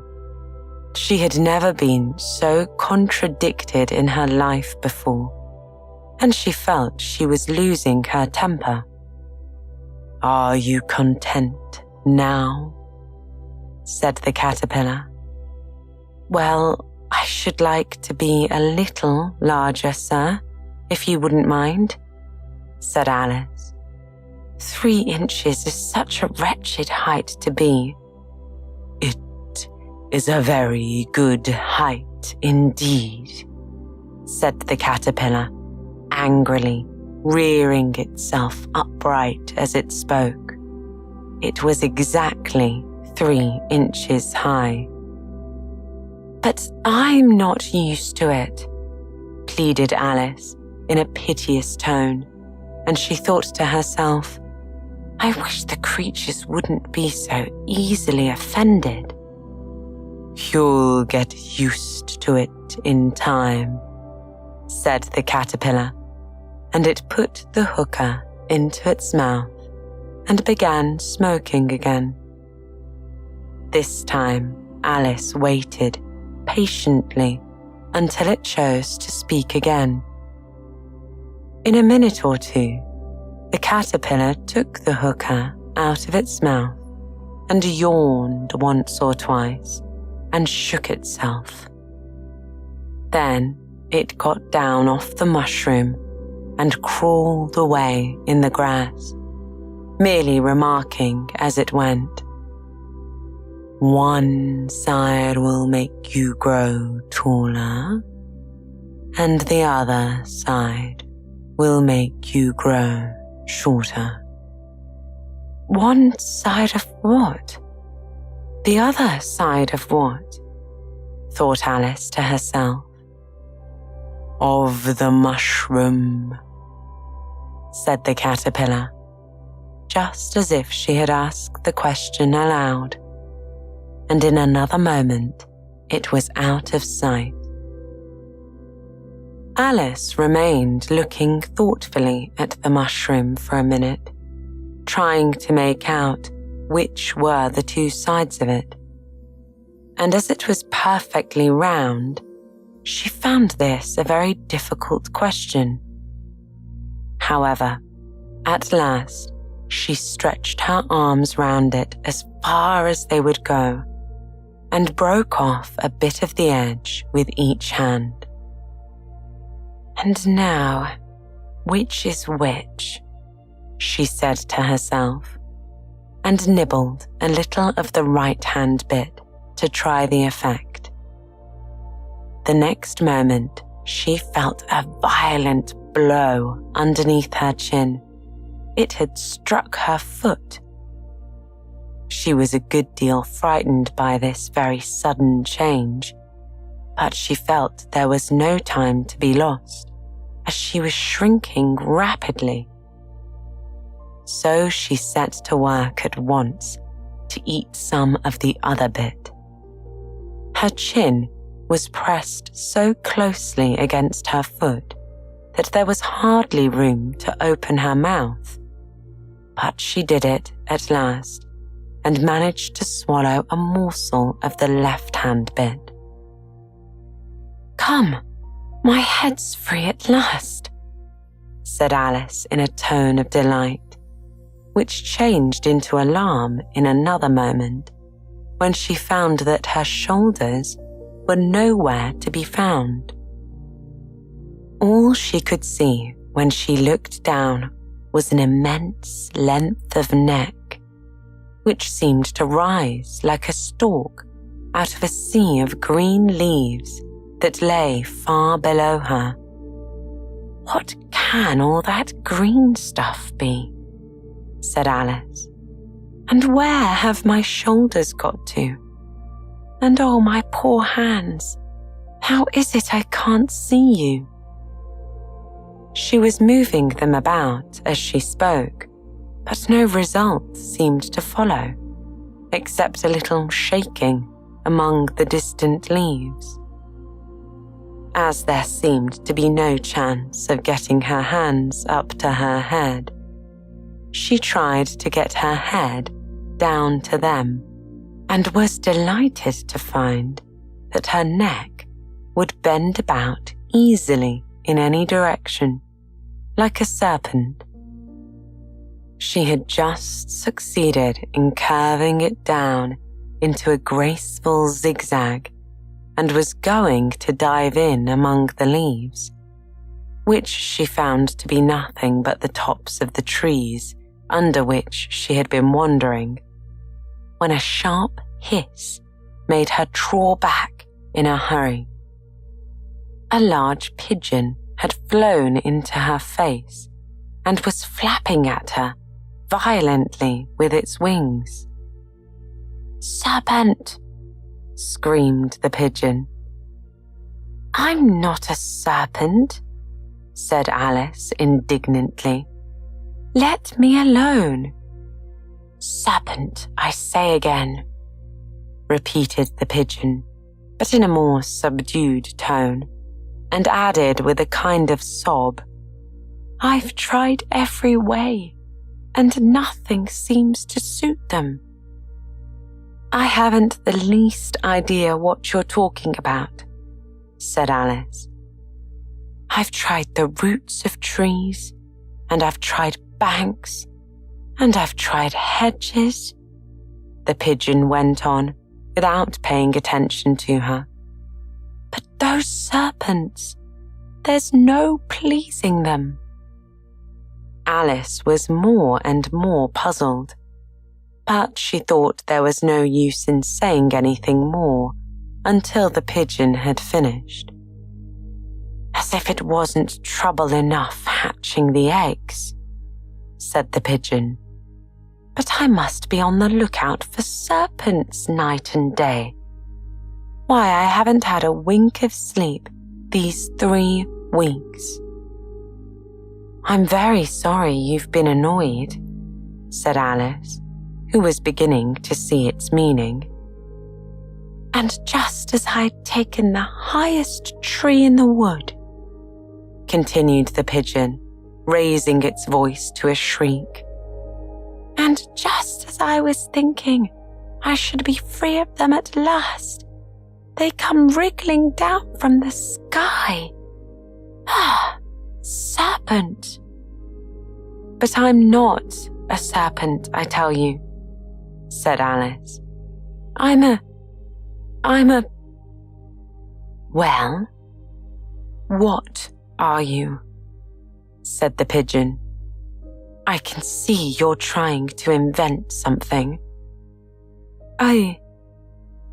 I'm a little girl," said Alice, rather doubtfully, as she remembered the number of changes she had gone through that day. "A likely story indeed," said the pigeon, in a tone of the deepest contempt. "I've seen a good many little girls in my time, but never one with such a neck as that. No, you're a serpent, and there is no use denying it. I suppose you'll be telling me next that you've never tasted an egg. I have tasted eggs, certainly, said Alice, who was a very truthful child.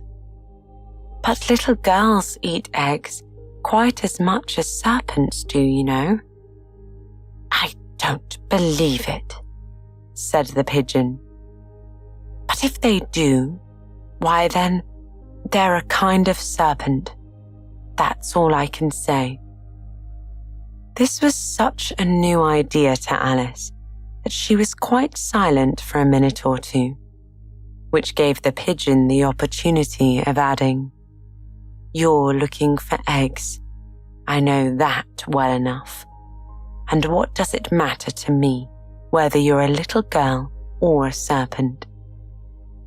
"It matters a good deal to me," said Alice hastily. "But I'm not looking for eggs as it happens. And if I was, I shouldn't want yours. I don't like them raw." "Well, be off then," said the pigeon in a sulky tone as it settled down again into its nest. Alice crouched down among the trees as well as she could, for her neck kept getting entangled among the branches, and every now and then she had to stop and untwist it. After a while, she remembered that she still held the pieces of mushroom in her hands. She set to work very carefully, nibbling first at one and then the other, and growing sometimes taller and sometimes shorter, until she had succeeded in bringing herself down to her usual height. It was so long since she had been anything near the right size that it felt quite strange at first. But she got used to it in a few minutes and began talking to herself as usual. "Come, there's half my plan done now. How puzzling all these changes are. I'm never sure what I'm going to be from one minute to another. However, I've got back to my right size. The next thing is to get into that beautiful garden. How is that to be done, I wonder?" As she said this, she came suddenly upon an open place with a little house in it about 4 feet high. "Whoever lives there," thought Alice, "it'll never do to come upon them this size. Why, I should frighten them out of their wits." So she began nibbling at the right-hand bit again and did not venture to go near the house till she had brought herself down to 9 inches high. Chapter 6. Pig and Pepper. For a minute or two, she stood looking at the house and wondering what to do next, when suddenly a footman in livery came running out of the wood. She considered him to be a footman because he was in a very official-looking uniform. Otherwise, judging by his face only, she would have called him a fish, and he rapped loudly at the door with his knuckles. It was opened by another footman in a similar outfit, with a round face and large eyes like a frog. And both footmen, Alice noticed, had powdered hair that curled all over their heads. She felt very curious to know what it was all about, and crept a little way out of the wood to listen. The fish footman began by producing from under his arm a great letter, nearly as large as himself, and this he handed over to the other, saying, in a solemn tone, "For the Duchess, an invitation from the Queen to play croquet." The frog footman repeated in the same solemn tone, only changing the order of the words a little. "From the Queen, an invitation for the Duchess to play croquet." Then they both bowed low, and their curls got entangled together. Alice laughed so much at this that she had to run back into the wood for fear of their hearing her. And when she next peeped out, the fish footman was gone, and the other was sitting on the ground near the door, staring stupidly up into the sky. Alice went timidly up to the door and knocked. "There's no sort of use in knocking," said the footman, "and that is for 2 reasons. First, because I'm on the same side of the door as you are. Secondly, because they're making such a noise inside, no one could possibly hear you." And certainly, there was a most extraordinary noise going on within. A constant howling and sneezing, and every now and then a great crash, as if a dish or a kettle had been broken to pieces. "Please then," said Alice, "how am I to get in?" "There might be some sense in your knocking," the footman went on, without attending to her. "If we had the door in between us. For instance, if you were inside, you might knock, and I could let you out, you know." He was looking up into the sky all the time he was speaking, and this, Alice thought, decidedly rude. But perhaps he can't help it, she said to herself. His eyes are so very nearly at the top of his head. But at any rate, he might answer the question. "How am I to get in?" she repeated aloud. "I shall sit here," the footman remarked, "till tomorrow." At this moment, the door of the house opened, and a large plate came skimming out, straight at the footman's head. It just grazed his nose and broke into pieces against one of the trees behind him. "Or next day, maybe," the footman continued in the same tone, exactly as if nothing had happened. "How am I to get in?" asked Alice again in a louder tone. "Are you to get in at all?" said the footman. "That's the first question, you know." It was, no doubt, only Alice did not like to be told so. "It really is dreadful," she muttered to herself. "The way all the creatures argue, it's enough to drive one crazy." The footman seemed to think this a good opportunity for repeating his remark with variations. "I shall sit here," he said, "on and off for days and days."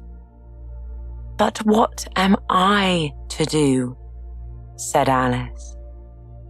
"Anything you like," said the footman, and began whistling. "Oh, there's no use in talking to him," said Alice desperately, and she opened the door and went in.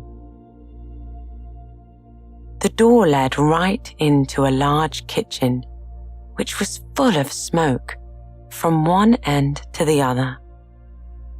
The Duchess, was sitting on a three-legged stool in the middle, holding a baby. The cook was leaning over the fire, stirring a large cauldron, which seemed to be full of soup. "That's certainly too much pepper in that soup," Alice said to herself, as well as she could for sneezing. There was certainly too much of it in the air. Even the Duchess sneezed occasionally, and as for the baby, it was sneezing and howling alternately without a moment's pause. The only things in the kitchen that did not sneeze were the cook and a large cat, which was sitting on the hearth and grinning from ear to ear. "Please, would you tell me," said Alice, a little timidly, for she was not quite sure whether it was good manners for her to speak first, "why your cat grins like that?" "It's a Cheshire Cat," said the Duchess, "and that's why." "Pig!" She said the last word with such sudden violence that Alice quite jumped. But she saw in another moment that it was addressed to the baby and not to her. So she took courage and went on again. "I didn't know that Cheshire Cats always grinned. In fact, I didn't know that cats could grin." "They all can," said the Duchess, "and most of them do." "I don't know of any that do," Alice said very politely, feeling quite pleased to have got into a conversation. "You don't know much," said the Duchess, "and that's a fact." Alice did not at all like the tone of this remark and thought it would be as well to introduce some other subject of conversation. While she was trying to fix on one, the cook took the cauldron of soup off the fire and at once set to work throwing everything within her reach at the Duchess and the baby. The fire irons came first, followed by a shower of saucepans, plates, and dishes. The Duchess took no notice of them, even when they hit her, and the baby was howling so much already that it was quite impossible to say whether the blows hurt it or not. "Oh, please, mind what you're doing," cried Alice, jumping up and down in an agony of terror. "Oh, there goes its precious nose," she said, as an unusually large saucepan flew close by it and very nearly carried it off. "If everybody minded their own business," the Duchess said in a hoarse growl, "the world would go round a great deal faster than it does." "Which would not be an advantage," said Alice, who felt very glad to get an opportunity of showing off a little of her knowledge. "Just think what work it would make with the day and night. You see, the Earth takes 24 hours to turn round on its axis." "Talking of axes," said the Duchess, "chop off her head." Alice glanced rather anxiously at the cook to see if she meant to take the hint. But the cook was busy stirring the soup and seemed not to be listening. So she went on again. 24 hours, I think. Or is it 12? Oh, don't bother me, said the Duchess. I never could abide figures. And with that, she began nursing her child, singing a sort of lullaby to it as she did so, and giving it a shake at the end of every line. The cook and the baby joined in the chorus. While the Duchess sang the second verse of the song, which was very rude indeed, she kept tossing the baby up and down, and the poor little thing howled so that Alice could hardly hear the words. "Here, you may hold it a bit if you like," the Duchess said to Alice, flinging the baby at her as she spoke. "I must go and get ready to play croquet with the Queen." And she hurried out of the room. The cook threw a frying pan after her as she went out, but it just missed her. Alice caught the baby with some difficulty, as it was a strangely shaped little creature, and held out its arms and legs in all directions. Just like a starfish, thought Alice. The poor little thing was snorting like a steam engine when she caught it, and kept doubling itself up and straightening itself out again, so that altogether, for the first minute or two, it was as much as she could do to hold it. As soon as she had made out the proper way of calming it, which was to twist it up into a sort of knot, and then keep tight hold of its right ear and left foot, so as to prevent its undoing itself, she carried it out into the open air. "If I don't take this child away with me," thought Alice, "they're sure to kill it in a day or two. Wouldn't it be murder to leave it behind?" She said the last words out loud, and the little thing grunted in reply. It had finished sneezing by this time. "Don't grunt," said Alice. "That's not at all a proper way of expressing yourself." The baby grunted again, and Alice looked very anxiously into its face to see what was the matter with it. There could be no doubt that it had a very turned-up nose, much more like a snout than a real nose. Also, its eyes were getting extremely small for a baby. Altogether, Alice did not like the look of the thing at all. But perhaps it was only sobbing, she thought, and looked into its eyes again to see if there were any tears. No, there were no tears. "If you're going to turn into a pig, my dear," said Alice seriously, "I'll have nothing more to do with you. Mind now." The poor little thing sobbed again, or grunted. It was impossible to say which, and they went on for some while in silence. Alice was just beginning to think to herself, "Now what am I to do with this creature when I get it home?"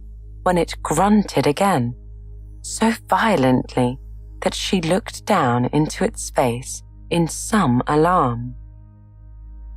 This time, there could be no mistake about it.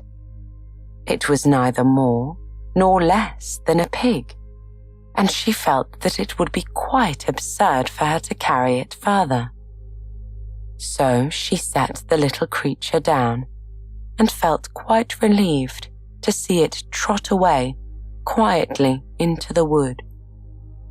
If it had grown up, she said to herself, it would have made a dreadfully ugly child. But it makes rather a handsome pig, I think. And she began thinking over other children she knew who might do very well as pigs, and was just saying to herself, If one only knew the right way to change them. When she was a little startled by seeing the Cheshire Cat sitting on a bough of a tree a few yards off. The cat only grinned when it saw Alice. It looked good-natured, she thought.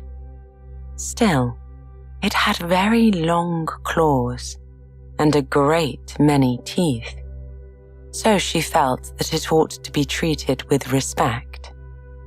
"Cheshire Puss," she began, rather timidly, as she did not at all know whether it would like the name. However, it only grinned a little wider. "Come now, it's pleased so far," thought Alice, and she went on. "Would you tell me, please, which way I ought to go from here?" "That depends a good deal on where you want to get to," said the cat. "I don't much care where," said Alice. "Then it doesn't matter which way you go," said the cat. "So long as I get somewhere," Alice added as an explanation. "Oh, you're sure to do that," said the cat, "if you only walk long enough."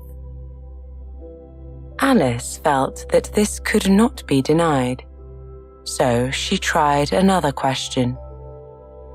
"What sort of people live about here?"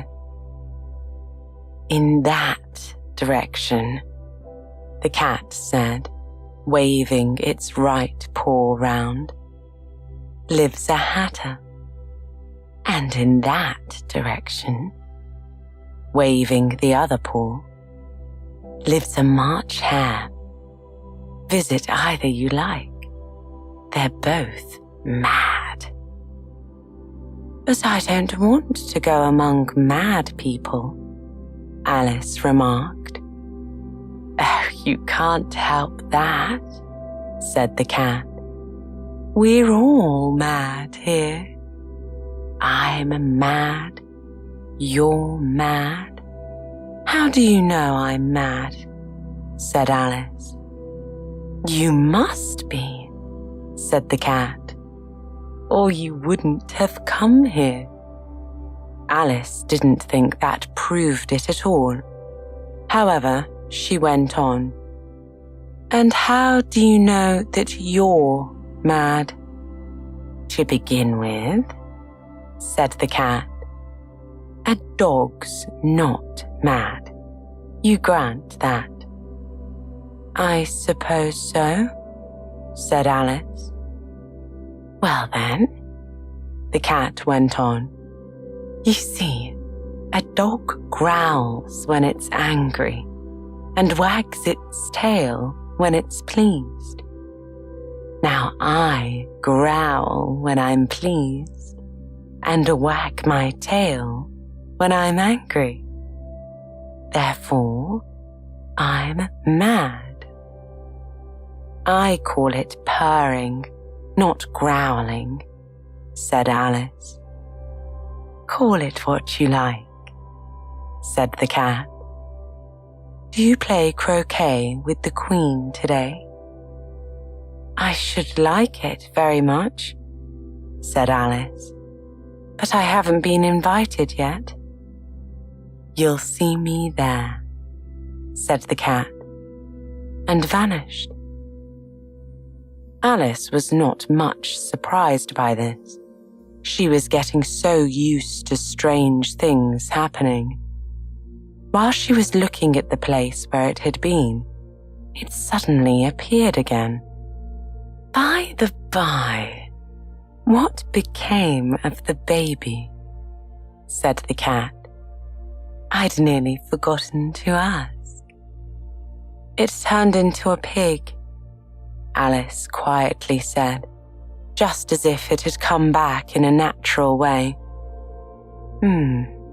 I thought it would," said the cat, and vanished again. Alice waited a little, half expecting to see it again, but it did not appear, and after a minute or two, she walked on in the direction in which the March Hare was said to live. "I've seen hatters before," she said to herself. "The March Hare will be the most interesting. And perhaps, as this is May, it won't be raving mad. At least not so mad as it was in March." As she said this, she looked up, and there was the cat again, sitting on the branch of a tree. "Did you say pig or fig?" said the cat. "I said pig," replied Alice. "And I wish you wouldn't keep appearing and vanishing so suddenly. You make one quite giddy." "All right," said the cat. And this time it vanished quite slowly, beginning with the end of the tail and ending with the grin, which remained some time after the rest of it had gone. "Well, I've often seen a cat without a grin," thought Alice. "But a grin without a cat? It's the most curious thing I ever saw in my life." She had not gone much farther before she came in sight of the house of the March Hare. She thought that it must be the right house, because the chimneys were shaped like ears, and the roof was thatched with fur. It was so large a house that she did not like to go nearer till she had nibbled some more of the left-hand bit of mushroom and raised herself to about 2 feet high. Even then, she walked up towards it, rather timidly, saying to herself, "Suppose it should be raving mad after all. I almost wish I'd gone to see the Hatter instead." Chapter 7. A Mad Tea Party. There was a table set out under a tree in front of the house, and the March Hare and the Hatter were having tea at it.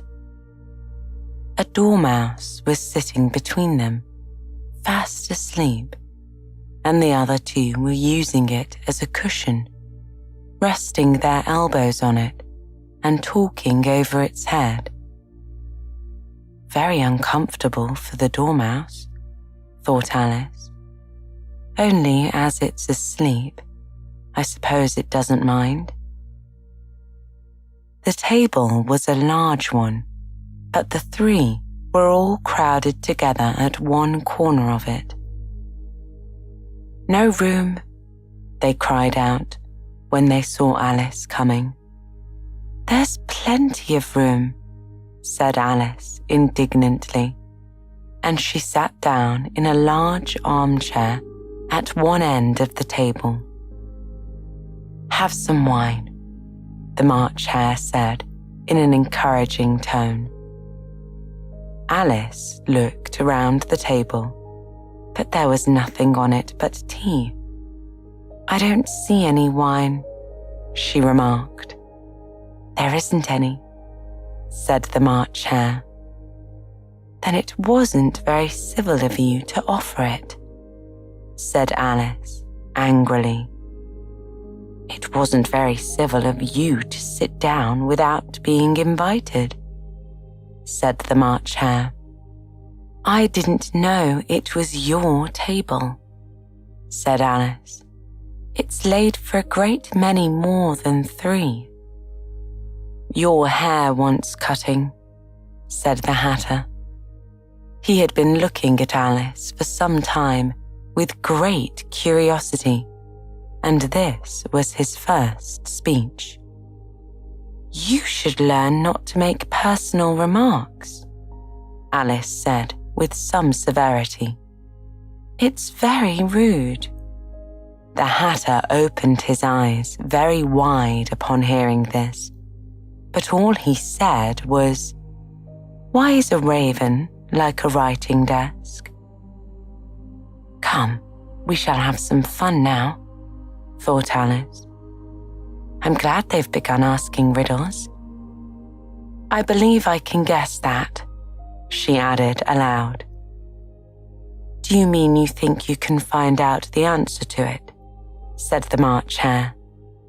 "Exactly so," said Alice. "Then you should say what you mean," the March Hare went on.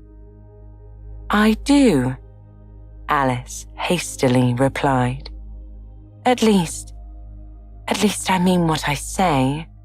That's the same thing, you know." "Not the same thing a bit," said the Hatter. "You might just as well say that I see what I eat is the same thing as I eat what I see." "You might just as well say," added the March Hare, "that I like what I get is the same thing as I get what I like." "You might just as well say," added the Dormouse, who seemed to be talking in his sleep, "that I breathe when I sleep is the same thing as I sleep when I breathe." "It is the same thing with you," said the Hatter. And here the conversation dropped, and the party sat silent for a minute, while Alice thought over all she could remember about ravens and writing desks, which wasn't much. The Hatter was the first to break the silence. "What day of the month is it?" he said, turning to Alice. He had taken his watch out of his pocket and was looking at it uneasily, shaking it every now and then and holding it to his ear. Alice considered a little, then said, "The 4th. 2 days wrong," said the Hatter. "I told you butter wouldn't suit the works," he added, looking angrily at the March Hare. "It was the best butter," the March Hare meekly replied. "Yes, but some crumbs must have got in as well," the Hatter grumbled. "You shouldn't have put it in with the bread knife." The March Hare took the watch and looked at it gloomily.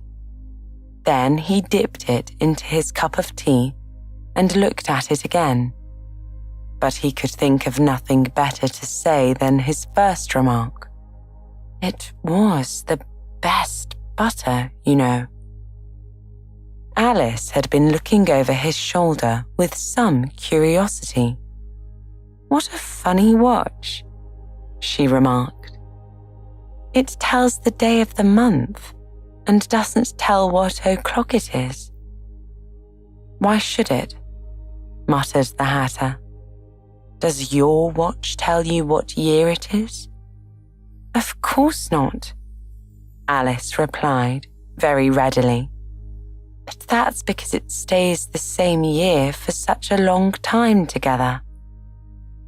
"Which is just the case with mine," said the Hatter. Alice felt dreadfully puzzled. The Hatter's remark seemed to have no sort of meaning in it, and yet it was certainly English. "I don't quite understand you," she said as politely as she could. "The Dormouse is asleep again," said the Hatter, and he poured a little hot tea upon its nose. The Dormouse shook his head impatiently and said, without opening his eyes, Of course, just what I was going to remark myself." "Have you guessed the riddle yet?" the Hatter said, turning to Alice again. No, I give it up, Alice replied. What's the answer? I haven't the slightest idea, said the Hatter. Nor I, said the March Hare. Alice sighed wearily. I think you might do something better with the time, she said, than waste it in asking riddles that have no answers. If you knew time as well as I do, said the Hatter, you wouldn't talk about wasting it. It's him. I don't know what you mean, said Alice. Of course you don't, the Hatter said, tossing his head contemptuously. I dare say you never even spoke to time. Perhaps not, Alice cautiously replied. But I know I have to beat time when I learn music. Ah, that accounts for it, said the Hatter. He won't stand beating. Now, if you only kept on good terms with him, he'd do almost anything you liked with the clock. For instance, suppose it were 9 o'clock in the morning, just in time to begin lessons. You'd only have to whisper a hint to time, and round the clock goes in a twinkling. 1:30, time for dinner. I only wish it was, the March Hare said to himself in a whisper. That would be grand, certainly, said Alice thoughtfully. But then I shouldn't be hungry for it, you know. Not at first, perhaps, said the Hatter, but you could keep it to 1:30 as long as you liked. Is that the way you manage? Alice asked. The Hatter shook his head mournfully. Not I, he replied. We quarrelled last March, just before he went mad, you know. The Hatter pointed with his teaspoon at the March Hare. It was at the great concert given by the Queen of Hearts, and I had to sing, Twinkle, twinkle, little bat, how I wonder what you're at. You know the song, perhaps? Asked the Hatter. I've heard something like it, said Alice. It goes on, you know, the Hatter continued, in this way. Up above the world you fly, like a tea tray in the sky. Twinkle, twinkle. Here, the Dormouse shook himself and began singing in his sleep. Twinkle, twinkle, twinkle, twinkle, and went on so long that they had to pinch him to make it stop. Well, I'd hardly finished the first verse, said the Hatter, when the Queen jumped up and bawled out, He's murdering the time. Off with his head. How dreadfully savage, exclaimed Alice. And ever since that, the Hatter went on in a mournful tone. He won't do a thing I ask. It's always 6 o'clock now. A bright idea came into Alice's head. Is that the reason so many tea things are put out here? She asked. Yes, that's it, said the Hatter with a sigh. It's always tea time, and we've no time to wash the things in between whiles. Then you keep moving round, I suppose, said Alice. Exactly so, said the Hatter, as the things get used up. But what happens when you come to the beginning again? Alice ventured to ask. Suppose we change the subject, the March Hare interrupted, yawning. I'm getting tired of this.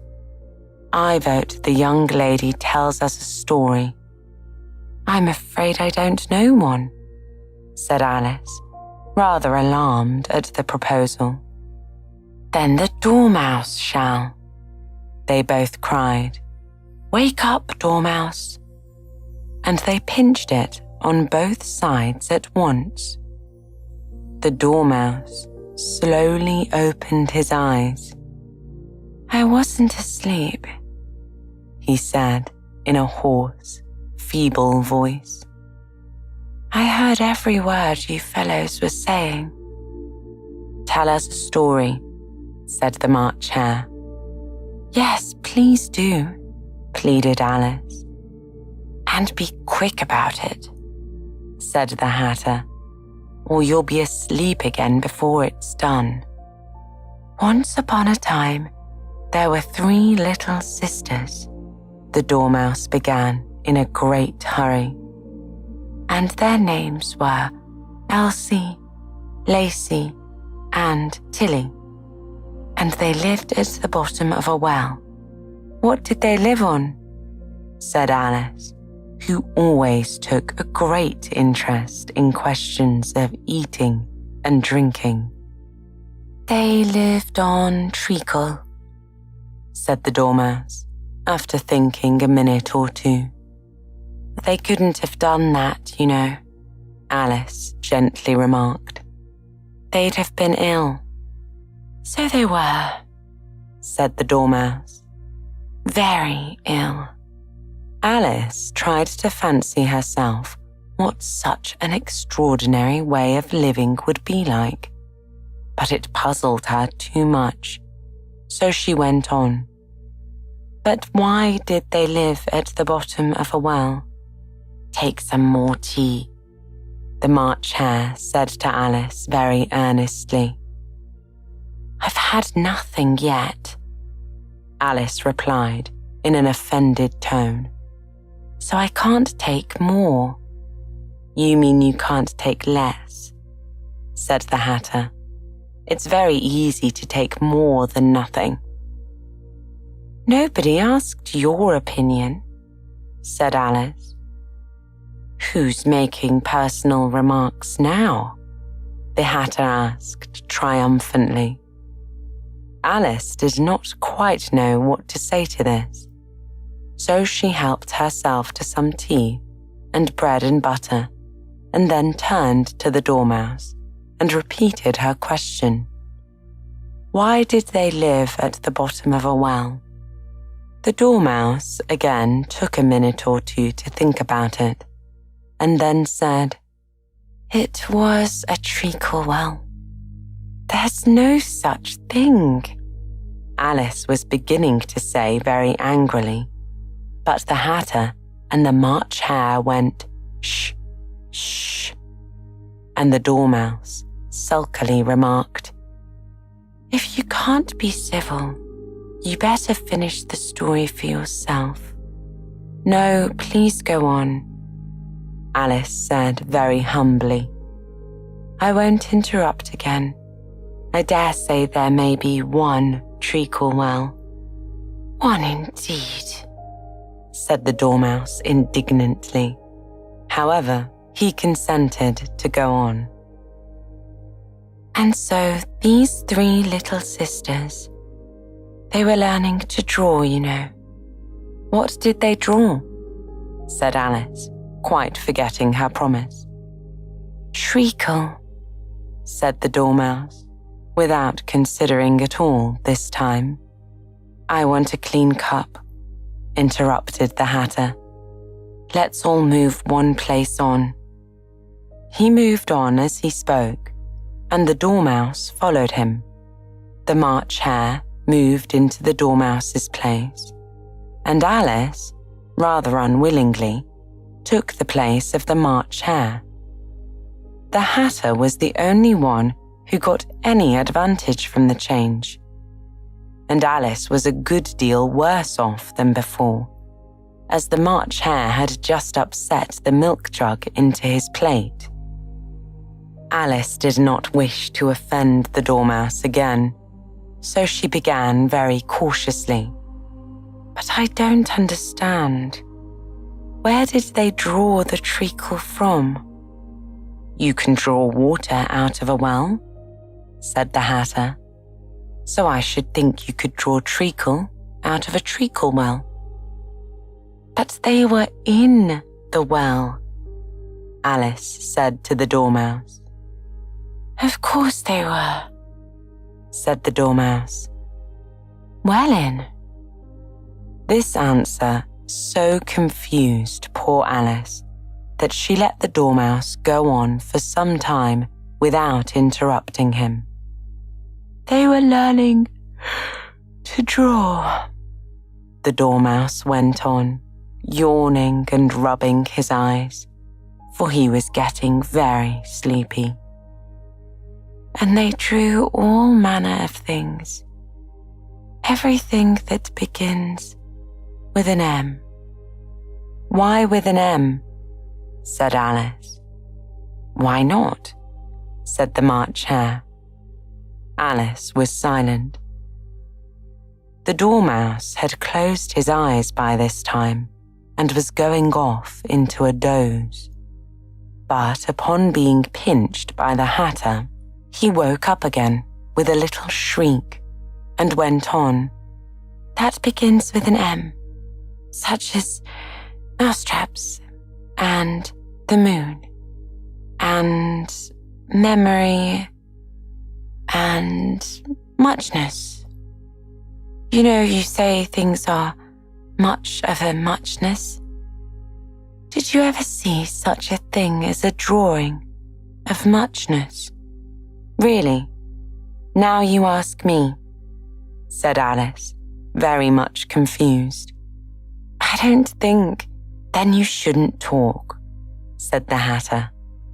This piece of rudeness was more than Alice could bear. She got up in great disgust and walked off. The Dormouse fell asleep instantly, and neither of the others took the least notice of her going, though she looked back once or twice, half hoping they would call after her. The last time she saw them, they were trying to put the Dormouse into the teapot. "At any rate, I'll never go there again," said Alice as she picked her way through the wood.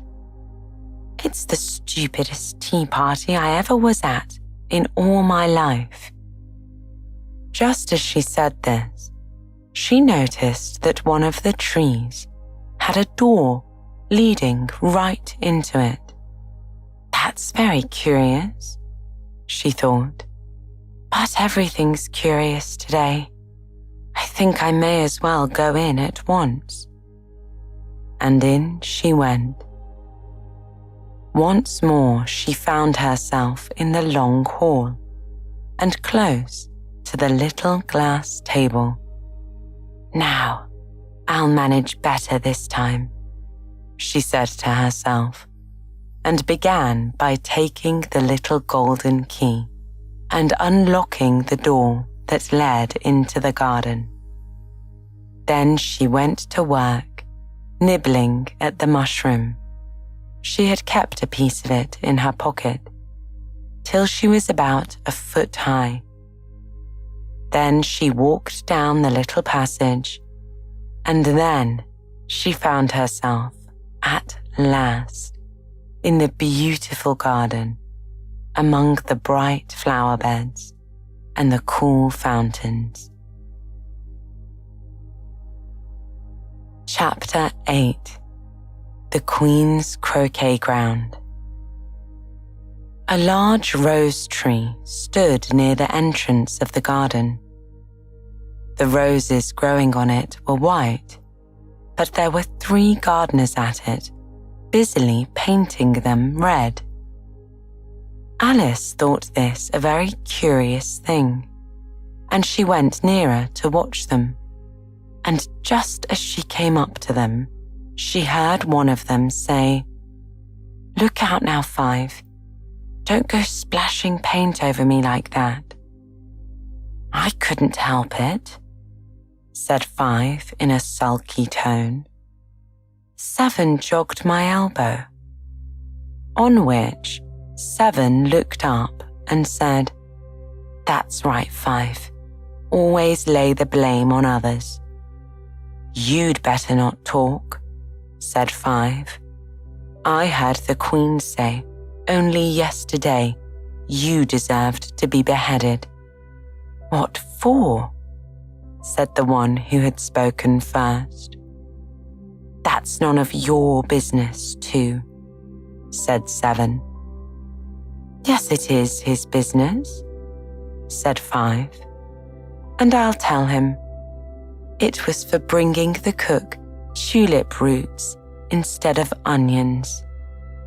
Seven flung down his brush and had just begun saying, "Well, of all the unjust things," when his eye chanced to fall upon Alice as she stood watching them, and he checked himself suddenly. The others looked around also, and all of them bowed low. "Would you tell me," said Alice a little timidly, "why you are painting those roses?" Five and Seven said nothing, but looked at Two. Two began in a low voice. "Why, the fact is, you see, miss, this here ought to have been a red rose tree, and we put a white one in by mistake. And if the Queen was to find out, we should all have our heads cut off, you know. So, you see, miss, we're doing our best before she comes to—" At this moment, Five, who had been anxiously looking across the garden, called out, "The Queen! The Queen!" And the three gardeners instantly threw themselves flat upon their faces. There was a sound of many footsteps, and Alice looked round, eager to see the Queen. First came 10 soldiers carrying clubs. These were all shaped like the three gardeners, oblong and flat, with their hands and feet at the corners. Next came the 10 courtiers. These were ornamented all over with diamonds and walked 2 and 2, as the soldiers did. After these came the royal children. There were 10 of them, and the little dears came jumping merrily along, hand in hand, in couples. They were all ornamented with hearts. Next came the guests, mostly kings and queens, and among them Alice recognized the White Rabbit. He was talking in a hurried, nervous manner, smiling at everything that was said, and went by without noticing her. Then followed the Knave of Hearts, carrying the king's crown on a crimson velvet cushion. And, last of all in this grand procession, came the King and Queen of Hearts. Alice was rather doubtful whether she ought not to lie down on her face, like the three gardeners, but she could not remember ever having heard of such a rule at processions.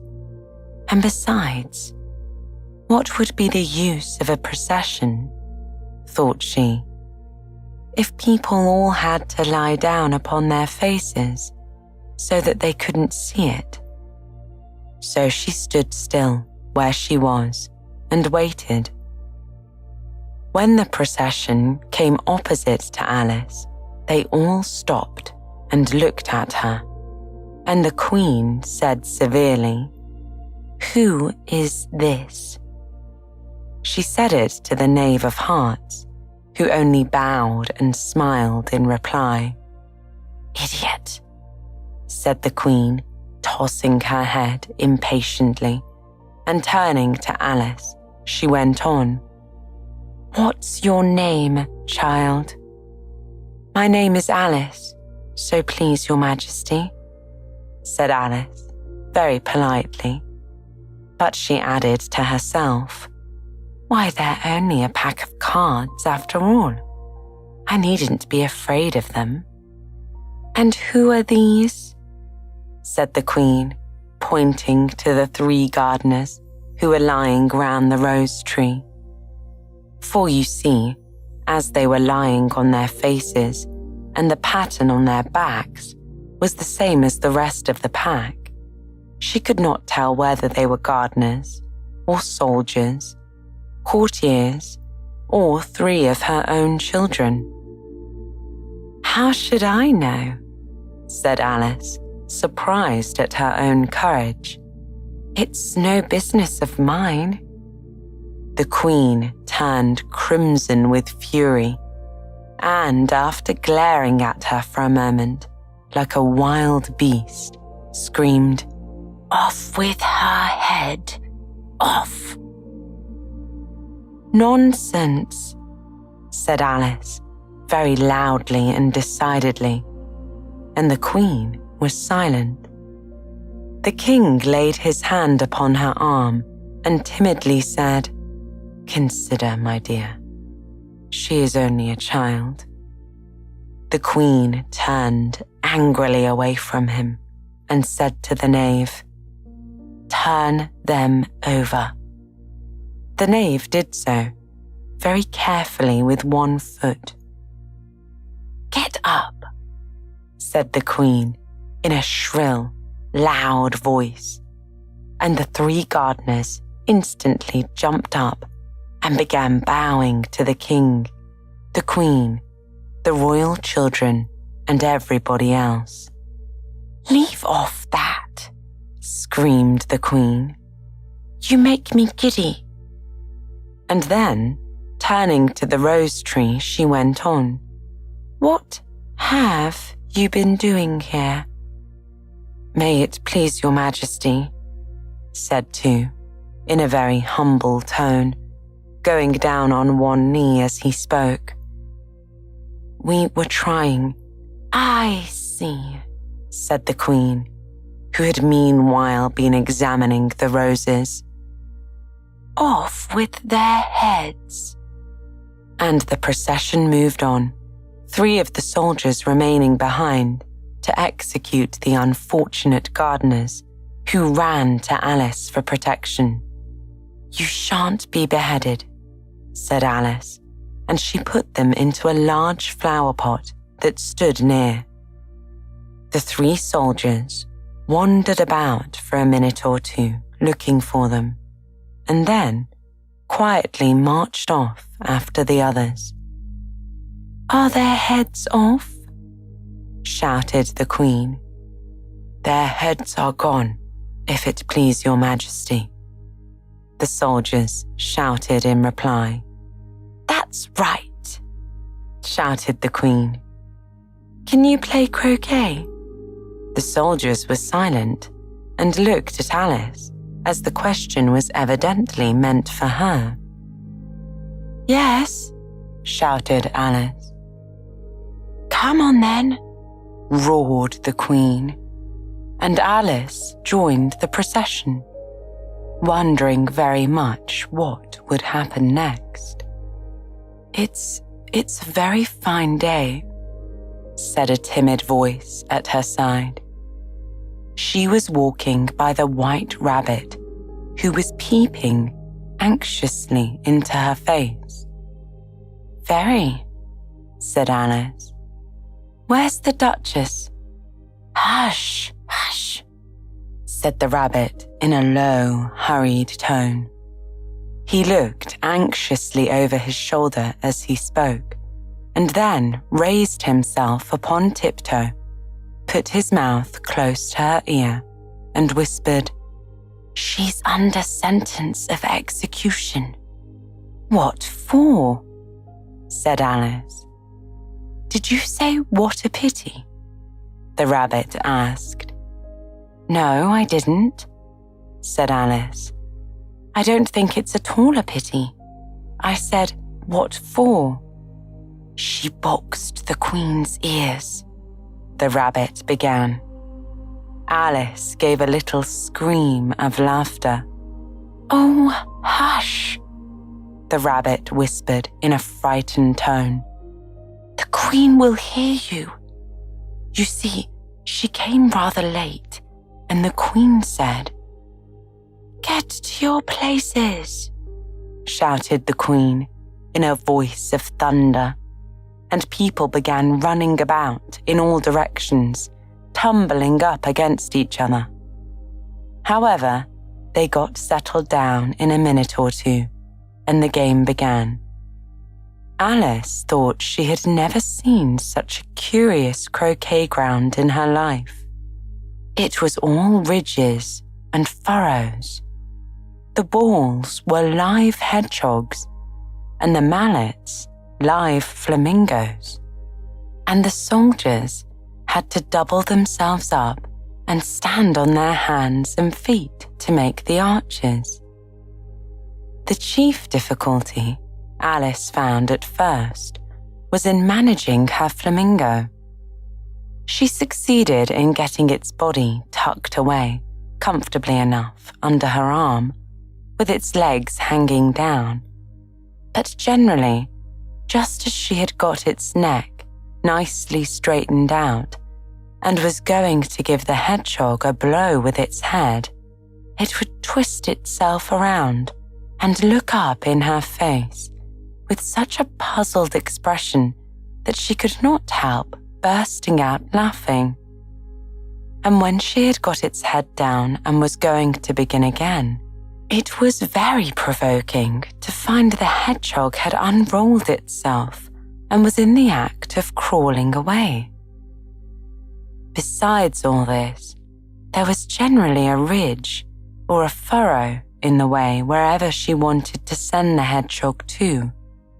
And, as the doubled-up soldiers were always getting up and walking off to other parts of the ground, Alice soon came to the conclusion that it was a very difficult game indeed. The players all played at once, without waiting for turns, quarrelling all the while and fighting for the hedgehogs. And in a very short time, the Queen was in a furious passion and went stamping about and shouting, "Off with his head," or "Off with her head," about once in a minute. Alice began to feel very uneasy. To be sure, she had not yet had any dispute with the Queen, but she knew that it might happen any minute.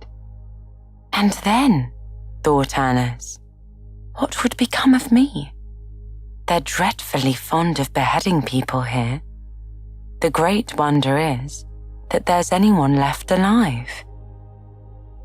She was looking about for some way of escape and wondering whether she could get away without being seen, when she noticed a curious appearance in the air. It puzzled her very much at first, but after watching it a minute or two, she made it out to be a grin, and she said to herself, "It's the Cheshire Cat.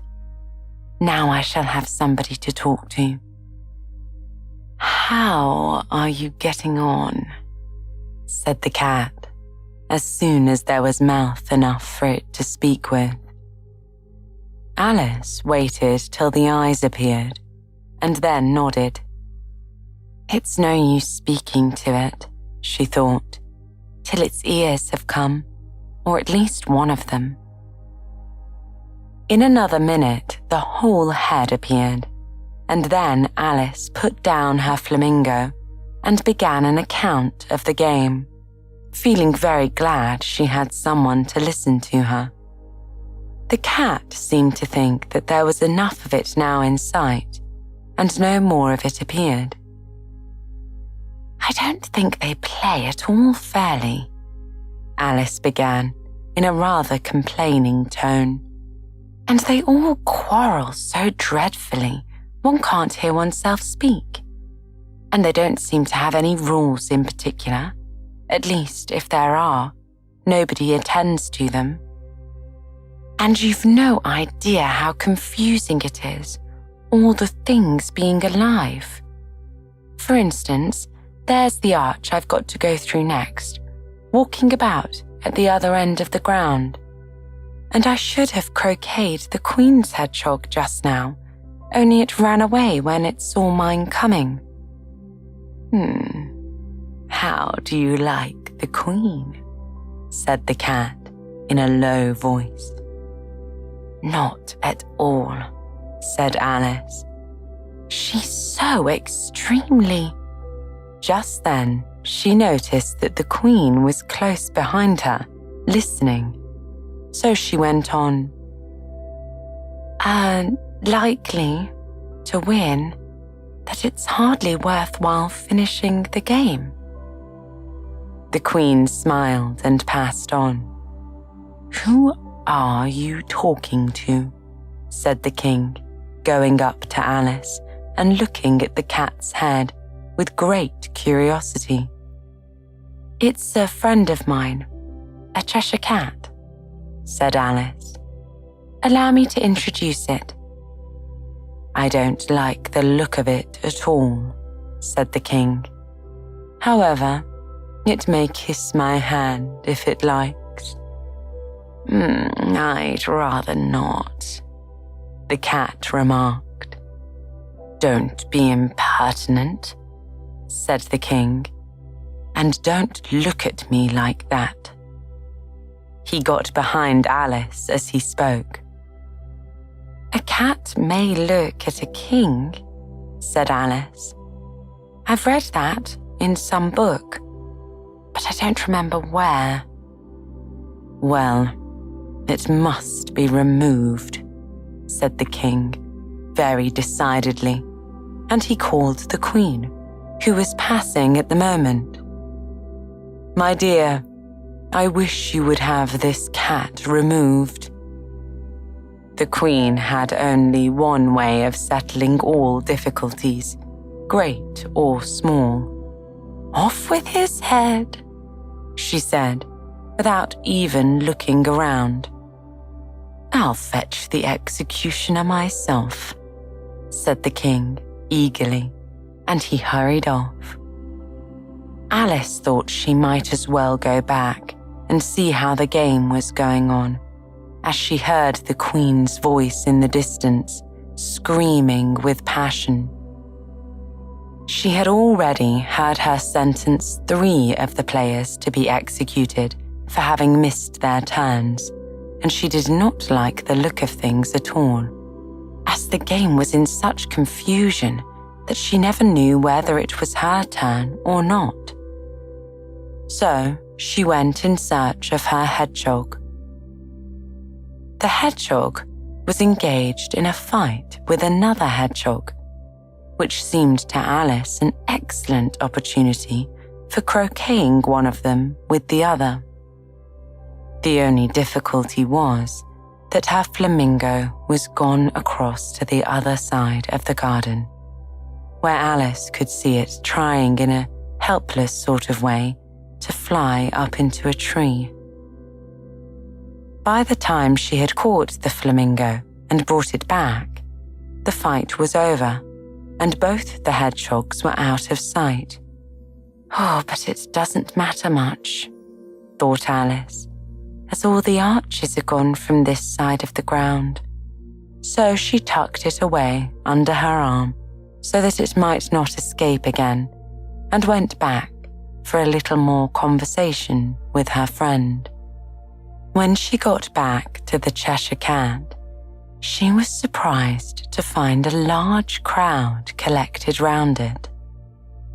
There was a dispute going on between the executioner, the king, and the queen, who were all talking at once, while all the rest were quite silent and looked very uncomfortable.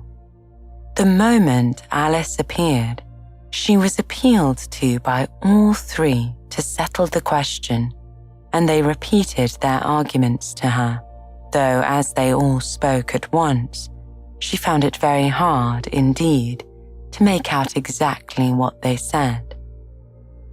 The executioner's argument was that you couldn't cut off a head unless there was a body to cut it off from, but he had never had to do such a thing before, and he wasn't going to begin at his time of life. The king's argument was that anything that had a head could be beheaded, and that she weren't to talk nonsense. The queen's argument was that if something wasn't done about it in less than no time, she'd have everybody executed, all round. It was this last remark that had made the whole party look so grave and anxious. Alice could think of nothing else to say but, "It belongs to the Duchess. You'd better ask her about it. She's in prison," the Queen said to the executioner. "Fetch her here." And the executioner went off like an arrow. The cat's head began fading away the moment he was gone, and by the time he had come back with the Duchess, it had entirely disappeared. So the king and the executioner ran wildly up and down looking for it, while the rest of the party went back to the game.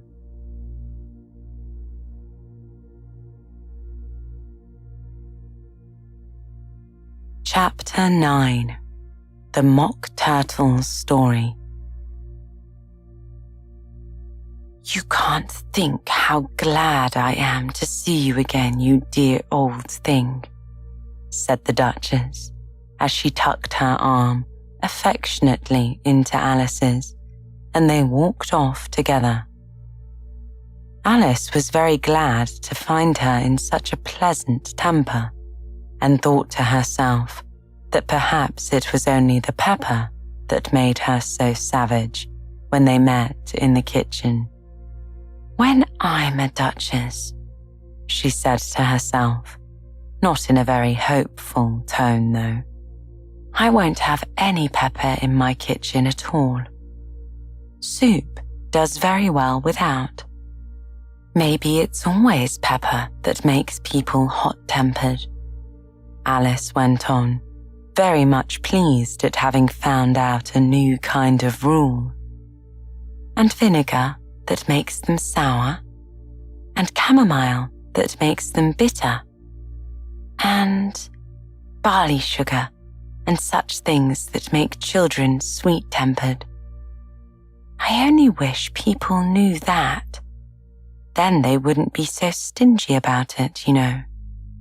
She had quite forgotten the Duchess by this time, and was a little startled when she heard her voice close to her ear. "You're thinking about something, my dear, and that makes you forget to talk," the Duchess said. "I can't tell you just now what the moral of that is, but I shall remember it in a bit." "Perhaps it hasn't one," Alice ventured to remark. "Tut, tut, child," said the Duchess. "Everything's got a moral, if only you can find it." And she squeezed herself up closer to Alice's side as she spoke. Alice did not much like keeping so close to her. First, because the Duchess was very ugly, and secondly, because she was exactly the right height to rest her chin upon Alice's shoulder, and it was an uncomfortably sharp chin. However, Alice did not like to be rude, so she bore it as well as she could. The game's going on rather better now, she said, by way of keeping up the conversation a little. "'Tis so," said the Duchess. "And the moral of that is, 'tis love. 'Tis love that makes the world go round." "Somebody said," Alice whispered, "that it's done by everybody minding their own business." "Well, it means much the same thing," said the Duchess, digging her sharp little chin into Alice's shoulder as she added, "And the moral of that is, take care of the scents, and the sounds will take care of themselves." How fond she is of finding morals in things, Alice thought to herself. "I dare say you're wondering why I don't put my arm round your waist," the Duchess said after a pause. "The reason is, I'm doubtful about the temper of your flamingo. Shall I try the experiment?" "Oh, he might bite," Alice cautiously replied, not feeling at all anxious to have the experiment tried. "Very true," said the Duchess. "Flamingos and mustard both bite. And the moral of that is, birds of a feather flock together. Only mustard isn't a bird," Alice remarked. "Right, as usual," said the Duchess. "What a clear way you have of putting things. It's a mineral, I think," said Alice. "Of course it is," said the Duchess, who seemed ready to agree to everything that Alice said.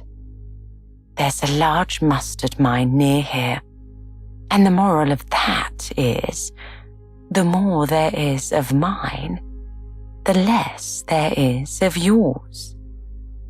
"Oh, I know," exclaimed Alice, who had not paid attention to this last remark. "It's a vegetable. It doesn't look like one, but it is." "I quite agree with you," said the Duchess. "And the moral of that is, be what you would seem to be. Or, if you would put it more simply, never imagine yourself not to be otherwise than what it might appear to others that what you were, or might have been, was not otherwise than what you had been would have appeared to them to be otherwise." "I think I should understand that better," Alice said very politely, "if I had it written down, but I can't quite follow it as you say it." "Oh, that's nothing to what I could say if I chose," the Duchess replied in a pleased tone. "Pray, don't trouble yourself to say it any longer than that," said Alice. "Oh, don't talk about trouble," said the Duchess. "I make you a present of everything I've said as yet." "A cheap sort of present," thought Alice. "I'm glad they don't give birthday presents like that." But she did not venture to say it aloud. "Thinking again?" the Duchess asked, with another dig of her sharp little chin. "I've a right to think," said Alice sharply, for she was beginning to feel a little worried. "Just about as much right," said the Duchess, "as pigs have to fly. And the moral—" But here, to Alice's great surprise, the Duchess's voice died away, even in the middle of her favourite word, moral, and the arm that was linked into hers began to tremble. Alice looked up, and there stood the Queen in front of them, with her arms folded, frowning like a thunderstorm. "A fine day Your Majesty," the Duchess began in a low, weak voice. "Now I give you fair warning," shouted the Queen, stamping on the ground as she spoke. "Either you or your head must be off, and that in about half no time. Take your choice." The Duchess took her choice and was gone in a moment. "Let's go on with the game," the Queen said to Alice. And Alice was much too frightened to say a word, but slowly followed her back to the croquet ground. The other guests had taken advantage of the Queen's absence and were resting in the shade. However, the moment they saw her, they hurried back to the game, the Queen merely remarking that a moment's delay would cost them their lives. All the time they were playing, the Queen never left off quarrelling with the other players and shouting, "Off with his head," or "Off with her head." Those whom she sentenced were taken into custody by the soldiers, who of course had to leave off being archers to do this, so that by the end of half an hour or so, there were no archers left, and all the players, except the King, the Queen, and Alice, were in custody and under sentence of execution. Then the Queen left off, quite out of breath, and said to Alice, "Have you seen the mock turtle yet?" "No," said Alice. "I don't even know what a mock turtle is." "It's the thing mock turtle soup is made from," said the Queen. "I never saw one, or heard of one," said Alice. "Come on then," said the Queen, "and he shall tell you his story." As they walked off together, Alice heard the King say in a low voice to the company generally, "You are all pardoned." "Come, that's a good thing," she said to herself, for she had felt quite unhappy at the number of executions the Queen had ordered. They very soon came upon a griffin, lying fast asleep in the sun. If you don't know what a griffin is, look at a picture of one. "Up, lazy thing," said the Queen, "and take this young lady to see the mock turtle and to hear his history. I must go back and see after some executions I have ordered." And she walked off, leaving Alice alone with the griffin. Alice did not quite like the look of the creature, but on the whole she thought it would be quite as safe to stay with it as to go after the savage Queen. So she waited. The griffin sat up and rubbed its eyes. Then it watched the Queen till she was out of sight. Then it chuckled. "What fun," said the griffin, half to itself, half to Alice. "What is the fun?" said Alice. "Why, she," said the griffin. "It's all her fancy, that. They never execute anybody, you know. Come on."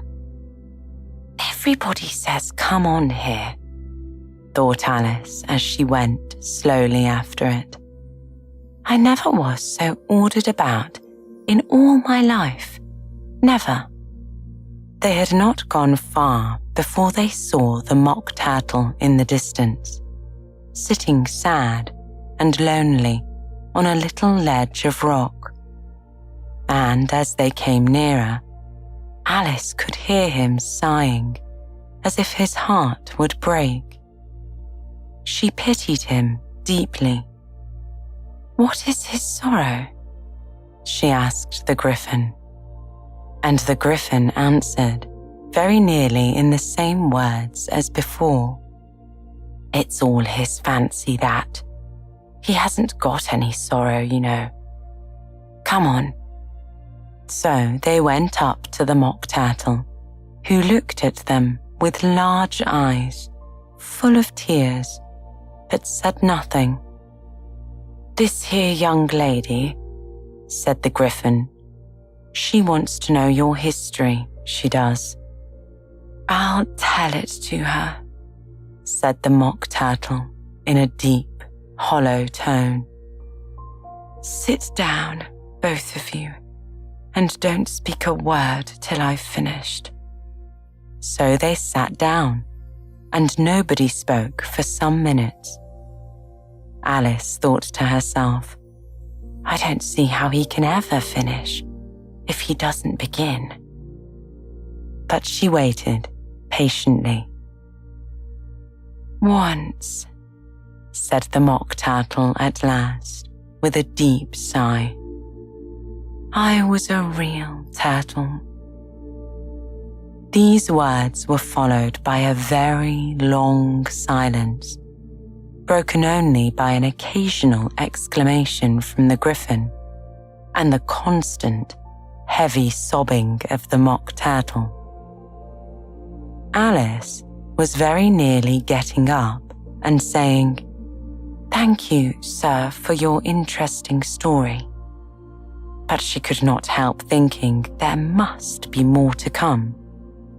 So she sat still and said nothing. When we were little, the Mock Turtle went on at last, more calmly, though still sobbing a little now and then. We went to school in the sea. The master was an old turtle. We used to call him Tortoise.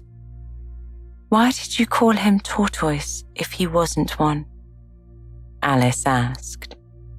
We called him Tortoise because he taught us, said the Mock Turtle angrily. Really, you are very dull.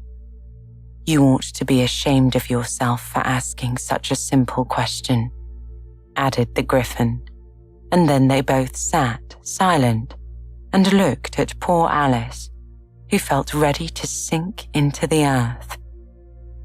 At last, the Griffin said to the Mock Turtle, Drive on, old fellow.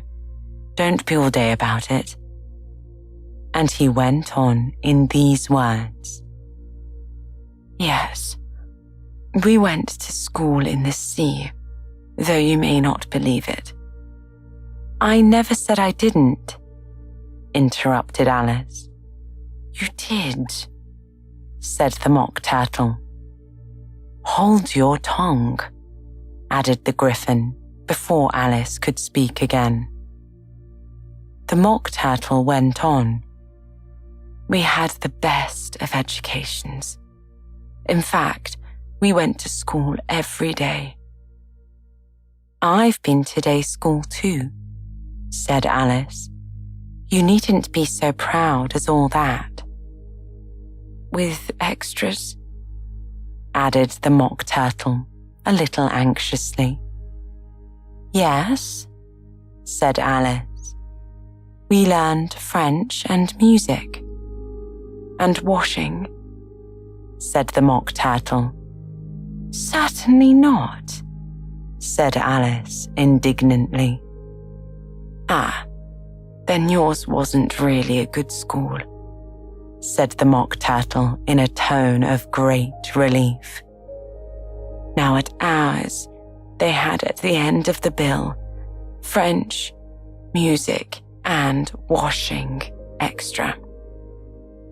You couldn't have wanted it much, said Alice, living at the bottom of the sea. I couldn't afford to learn it, said the Mock Turtle with a sigh. I only took the regular course. What was that? Inquired Alice. Reeling and writhing, of course, to begin with, the Mock Turtle replied. And then the different branches of arithmetic: ambition, distraction, uglification, and derision. I've never heard of uglification, Alice ventured to say. What is it?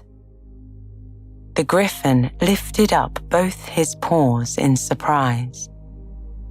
What? Never heard of uglifying? He exclaimed. You know what to beautify is, I suppose. Yes, said Alice doubtfully. It means to make anything prettier. Well then, the Gryphon went on, if you don't know what to uglify is, you are quite silly. Alice did not feel encouraged to ask any more questions about it, so she turned to the Mock Turtle and said, What else had you to learn?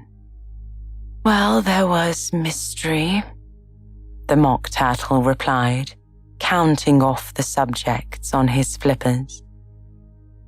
Mystery, ancient and modern, with seography, then drawling. The drawling master was an old conger eel that used to come once a week. He taught us drawling, stretching, and fainting in coils. What was that like? Said Alice. Well, I can't show it to you myself, the Mock Turtle said. I'm too stiff, and the Gryphon never learned it. Hadn't time, said the Gryphon. I went to the classics master, though. He was an old crab, he was. I never went to him, the Mock Turtle said with a sigh. He taught laughing and grief, they used to say. So he did, said the Gryphon, sighing in his turn, and both the creatures hid their faces in their paws. And how many hours a day did you do lessons? Said Alice, in a hurry to change the subject. 10 hours the first day, said the Mock Turtle. 9 the next, and so on. What a curious plan, exclaimed Alice. That's the reason they're called lessons, the Gryphon remarked, because they lessen from day to day. This was quite a new idea to Alice, and she thought it over a little before she made her next remark. Then the 11th day must have been a holiday.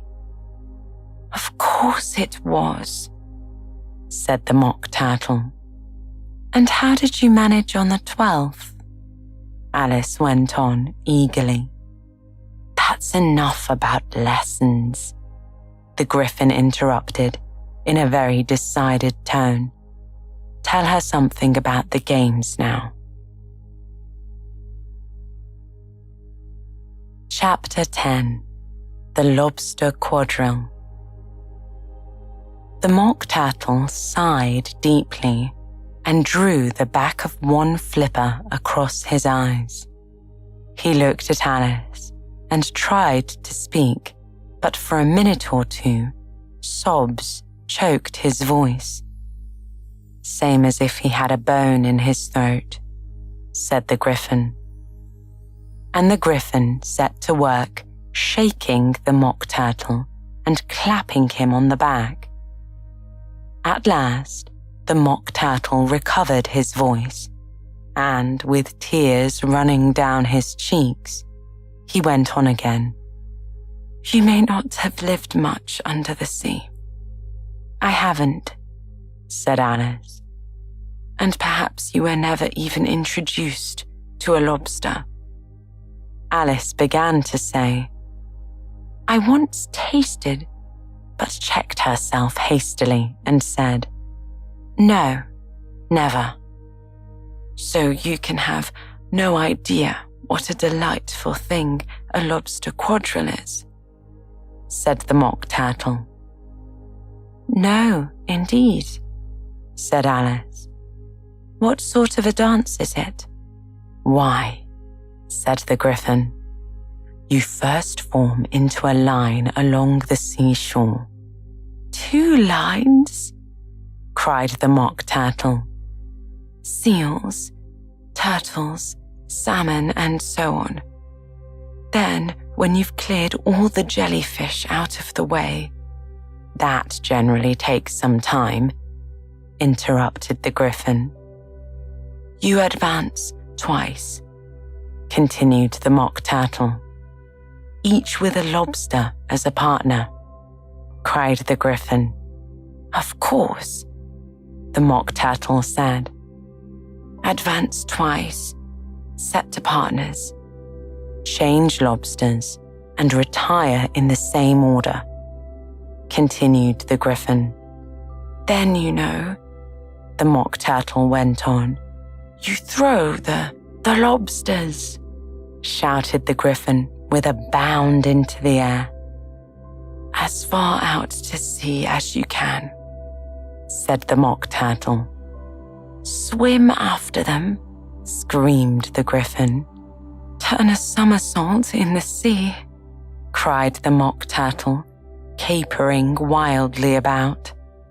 Change lobsters again, yelled the Gryphon at the top of his voice. Back to land again, and that's all the first figure, said the Mock Turtle, suddenly dropping his voice. And the 2 creatures, who had been jumping about like mad things all this time, sat down again, very sadly and quietly, and looked at Alice. It must be a very pretty dance, said Alice timidly. Would you like to see a little of it? Said the Mock Turtle. Very much indeed, said Alice. Come, let's try the first figure, said the Mock Turtle to the Gryphon. We can do without lobsters, you know. Which one of us shall sing? Oh, you sing, said the Gryphon. I've forgotten the words. So they began, solemnly dancing round and round Alice, every now and then treading on her toes when they passed too close, and waving their forepaws to mark the time, while the Mock Turtle sang this, very slowly and sadly. Will you walk a little faster? Said a whiting to a snail. There's a porpoise close behind us, and he's treading on my tail. See how eagerly the lobsters and the turtles all advance. They are waiting on the shingle. Will you come and join the dance? Will you? Won't you? Will you? Won't you? Will you join the dance? Will you? Won't you? Will you? Won't you?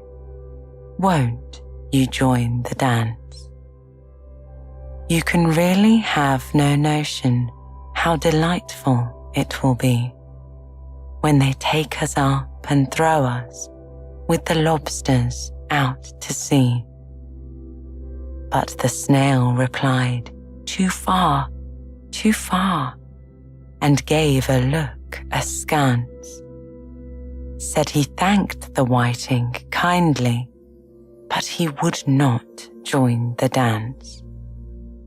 Would not, could not, would not, could not, would not join the dance. Would not, could not, would not, could not join the dance. What matters it how far we go? His scaly friend replied. there is another shore, you know, upon the other side. The further off from England, the nearer is to France. Then turn not pale, beloved snail, but come and join the dance. Will you, won't you, will you, won't you, will you join the dance? Will you, won't you, will you, won't you, won't you join the dance? Thank you, it's a very interesting dance to watch, said Alice, feeling very glad that it was over at last. And I do so like that curious song about the whiting. Oh, as to the whiting, said the Mock Turtle. You've seen them, of course. Yes, said Alice, for she knew them to be a tasty sort of fish. I've often seen them at She checked herself hastily before saying dinner. I don't know where Din may be, said the Mock Turtle. But if you've seen them so often, of course you know what they're like. I believe so, Alice replied thoughtfully. They have their tails in their mouths, and they're all over crumbs. Well, you're wrong about the crumbs, said the Mock Turtle. Crumbs would all wash off in the sea. But they have their tails in their mouths, and the reason is... Here, the Mock Turtle yawned and shut his eyes. Tell her about the reason and all that, he said to the Griffin. The reason is, said the Griffin, that they would go with the lobsters to the dance, so they got thrown out to sea. So they had to fall a long way. So they got their tails stuck fast in their mouths, so they couldn't get them out again. That's all. Thank you, said Alice. It's very interesting. I never knew so much about a whiting before. I can tell you more than that if you like, said the Griffin. Do you know why it's called a whiting? I never thought about it, said Alice. Why? It does the boots and shoes, the Griffin replied very solemnly. Alice was thoroughly puzzled. Does the boots and shoes? She repeated in a wondering tone. Why, what are your shoes done with? Said the Griffin. I mean, what makes them so shiny and polished? Alice looked down at them and considered a little before she gave her answer. They're done with shoe black, I believe. Yes, with blacking. Boots and shoes under the sea, the Griffin went on in a deep voice, are done with a whiting. Now you know.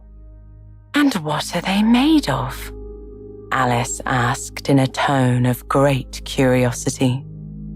Soles and eels, of course, the Griffin replied rather impatiently. Any shrimp could have told you that. If I'd been the whiting, said Alice, whose thoughts were still running on the song, I'd have said to the porpoise, keep back, please. We don't want you with us. Well, they were obliged to have him with them, the Mock Turtle said. No wise fish would go anywhere without a porpoise. Wouldn't it really? Said Alice in a tone of great surprise. Of course not, said the Mock Turtle. Why, if a fish came to me and he told me he was going on a journey, I should say, with what porpoise? Don't you mean purpose? Said Alice. I mean what I say, the Mock Turtle replied in an offended tone. And the Gryphon added, Come, let's hear some of your adventures. I could tell you my adventures, beginning from this morning, said Alice a little timidly. But it's no use going back to yesterday, because I was a different person then. Oh, explain all that, said the Mock Turtle. No, the adventures first, said the Gryphon in an impatient tone. Explanations take such a dreadful time.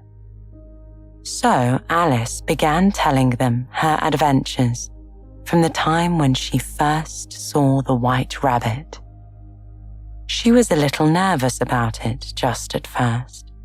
The two creatures got so close to her, one on each side, and opened their eyes and mouths so very wide.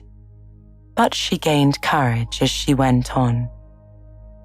Her listeners were perfectly quiet till she got to the part about her repeating the poem, You Are Old, Father William, to the caterpillar, and the words all coming different. And then the Mock Turtle drew a long breath and said, That's very curious. It's all about as curious as it can be, said the Gryphon.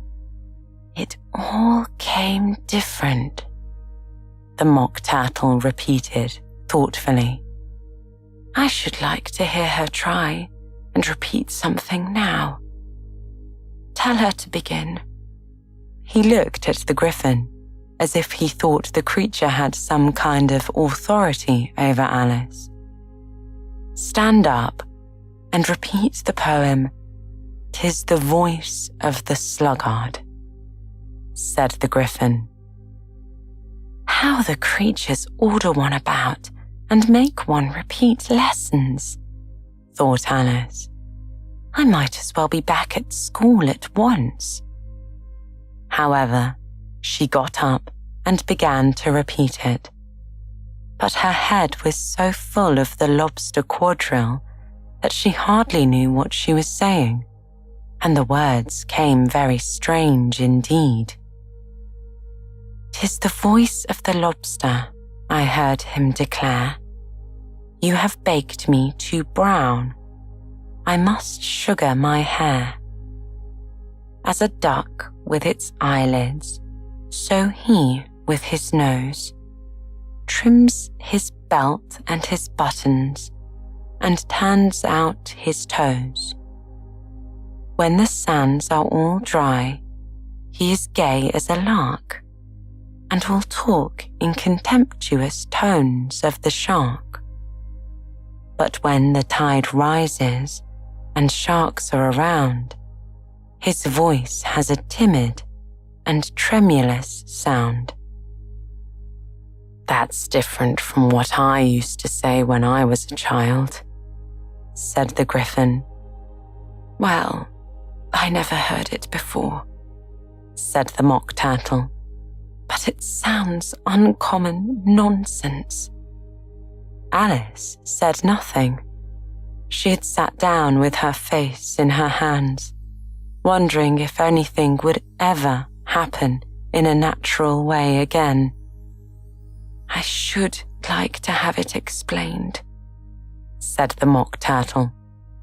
"She can't explain it," said the Gryphon hastily. "Go on with the next verse." "But what about his toes?" the Mock Turtle persisted. "How could he turn them out with his nose, you know? It's the first position in dancing," Alice said, but was dreadfully puzzled by the whole thing and longed to change the subject. "Go on with the next verse," the Gryphon repeated impatiently. It begins with, I passed by his garden. Alice did not dare to disobey, though she felt sure it would all come wrong, and she went on in a trembling voice. I passed by his garden and marked with one eye how the owl and the panther were sharing a pie. The panther took pie crust and gravy and meat, while the owl had the dish as its share of the treat. When the pie was all finished, the owl, as a boon, was kindly permitted to pocket the spoon, while the panther received knife and fork with a growl, and concluded the banquet. Oh, what is the use of repeating all that stuff? The Mock Turtle interrupted. If you don't explain it as you go on, it's by far the most confusing thing I ever heard. Yes, I think you'd better leave off, said the Gryphon, and Alice was only too glad to do so. Shall we try another figure of the lobster quadrille? The Gryphon went on. Or would you like the Mock Turtle to sing you a song? Oh, a song, please, if the Mock Turtle would be so kind, Alice replied, so eagerly that the Gryphon said, in a rather offended tone, no accounting for taste. Sing her turtle soup, will you, old fellow? The Mock Turtle sighed deeply and began in a voice sometimes choked with sobs to sing this.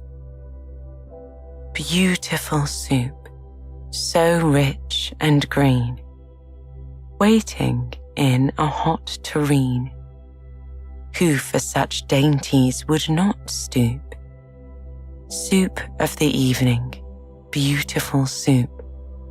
Soup of the evening, beautiful soup. Beautiful soup, who cares for fish, game, or any other dish? Who would not give all else for 2 pennyworth only of beautiful soup? Pennyworth only of beautiful soup.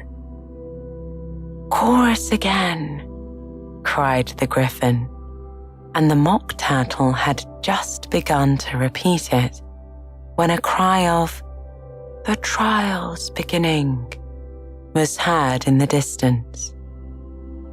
Come on, cried the Gryphon, and taking Alice by the hand, he hurried off, without waiting for the end of the song. What trial is it? Alice panted as she ran, but the Gryphon only answered, come on, and ran faster, while more and more faintly came, carried on the breeze that followed them, the melancholy words. Soup of the evening, beautiful, beautiful soup.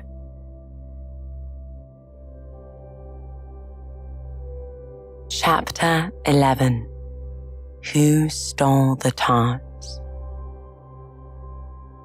The King and Queen of Hearts were seated on their throne when they arrived, with a great crowd assembled about them. All sorts of little birds and beasts, as well as the whole pack of cards. The knave was standing before them in chains, with a soldier on each side to guard him, and near the king was the White Rabbit, with a trumpet in one hand and a scroll of parchment in the other. In the very middle of the court was a table with a large dish of tarts upon it. They looked so good that it made Alice quite hungry to look at them. I wish they'd get the trial done, she thought, and hand round the refreshments. But there seemed to be no chance of this, so she began looking at everything about her to pass away the time. Alice had never been in a court of justice before, but she had read about them in books, and she was quite pleased to find that she knew the name of nearly everything there. "That's the judge," she said to herself, "because of his great wig." The judge, by the way, was the king, and as he wore his crown over the wig, he did not look at all comfortable, and it was certainly not becoming. "And that's the jury box," thought Alice. "And those 12 creatures, I suppose they're the jurors." She was obliged to say creatures, you see, because some of them were animals and some of them were birds.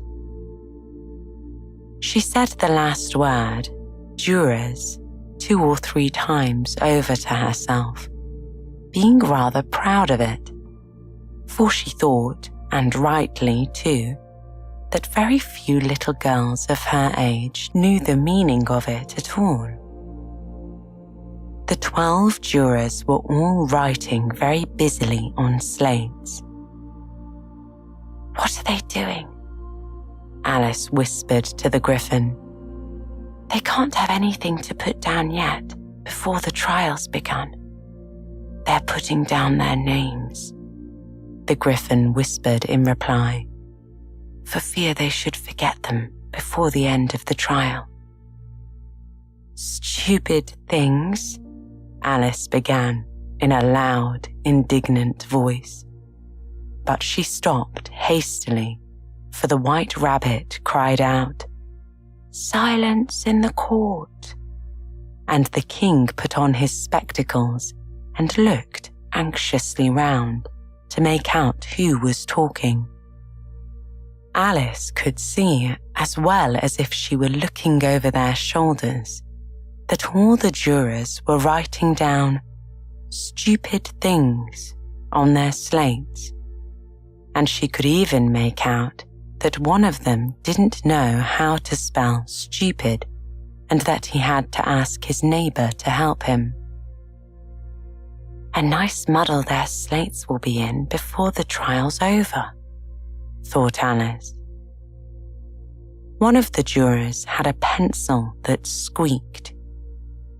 This, of course, Alice could not stand, and she went round the court and got behind him, and very soon found an opportunity to take it away. She did it so quickly that the poor little juror, it was Bill, the lizard, could not make out at all what had become of it. So, after hunting all about for it, he was obliged to write with one finger for the rest of the day. And this was of very little use, as it left no mark on the slate. "Herald, read the accusation," said the king. On this, the White Rabbit blew 3 blasts on the trumpet, and then unrolled the parchment scroll and read as follows. "The Queen of Hearts, she made some tarts, all on a summer day. The Knave of Hearts, he stole those tarts and took them quite away. Consider your verdict," the king said to the jury. "Not yet, not yet," the rabbit hastily interrupted. "There's a great deal to come before that." "Call the first witness," said the king, and the White Rabbit blew 3 blasts on the trumpet and called out, first witness." The first witness was the Hatter. He came in with a teacup in one hand and a piece of bread and butter in the other. "I beg your pardon, Your Majesty," he began, "for bringing these in, but I hadn't quite finished my tea when I was sent for." "You ought to have finished," said the king. "When did you begin?" The Hatter looked at the March Hare, who had followed him into the court, arm in arm with the Dormouse. 14th of March, I think it was," he said. 15th, said the March Hare. 16th, added the Dormouse. "Write that down," the king said to the jury, and the jury eagerly wrote down all 3 dates on their slates, and then added them up and reduced the answer to shillings and pence. "Take off your hat," the king said to the Hatter. "It isn't mine," said the Hatter. "Stolen," the king exclaimed, turning to the jury, who instantly made a memorandum of the fact. "I keep them to sell," the Hatter added as an explanation. "I've none of my own. I'm a Hatter." Here, the Queen put on her spectacles and began staring at the Hatter, who turned pale and fidgeted. "Give your evidence," said the king. "And don't be nervous, or I'll have you executed on the spot." This did not seem to encourage the witness at all. He kept shifting from one foot to the other, looking uneasily at the Queen, and in his confusion, he bit a large piece out of his teacup instead of the bread and butter. Just at this moment, Alice felt a very curious sensation, which puzzled her a good deal, until she made out what it was. She was beginning to grow larger again, and she thought at first she would get up and leave the court. But on second thought, she decided to remain where she was as long as there was room for her. "I wish you wouldn't squeeze so," said the Dormouse, who was sitting next to her. "I can hardly breathe." "I can't help it," said Alice very meekly. "I'm growing." "You've no right to grow here," said the Dormouse. "Don't talk nonsense," said Alice more boldly.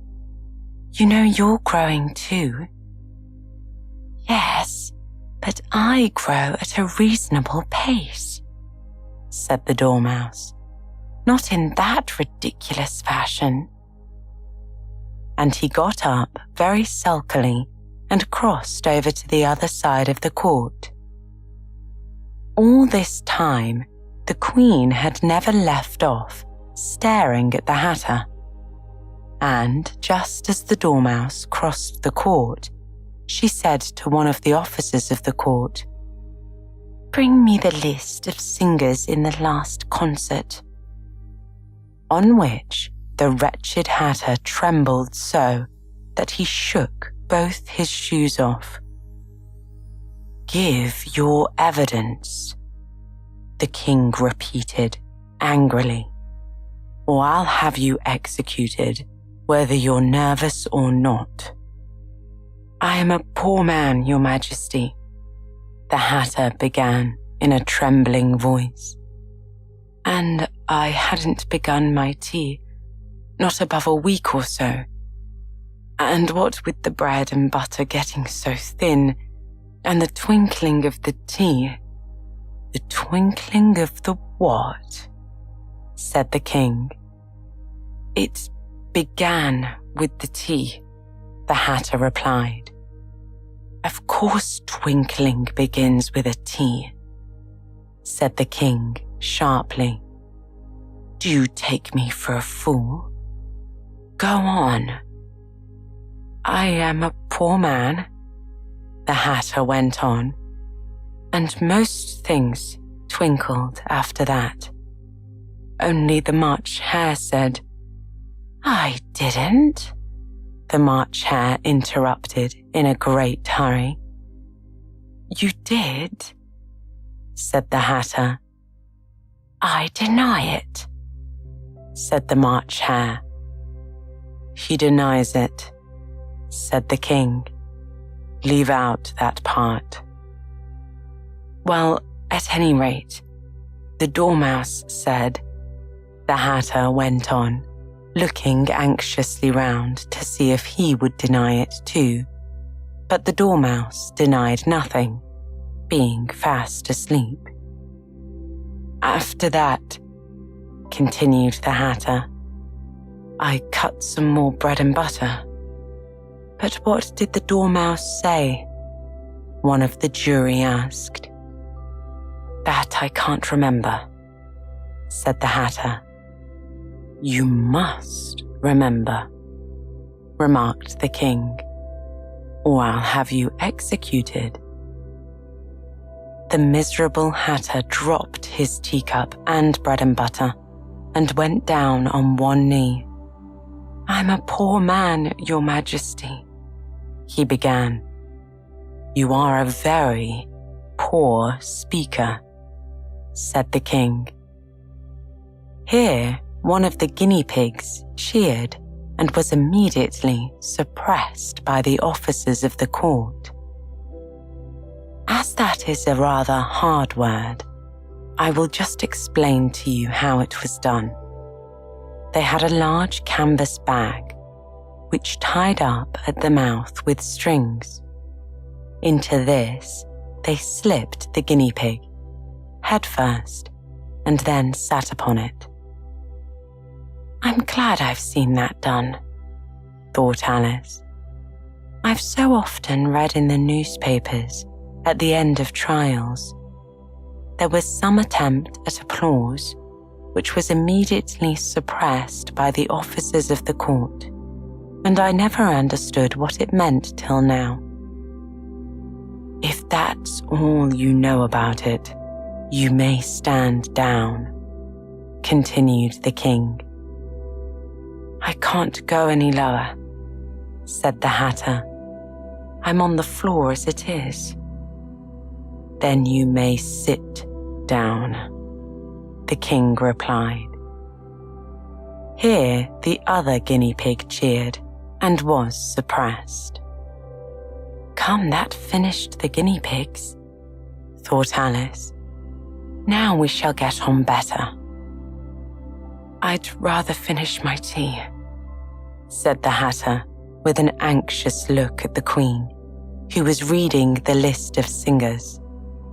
"You may go," said the king, and the Hatter hurriedly left the court without even waiting to put his shoes on.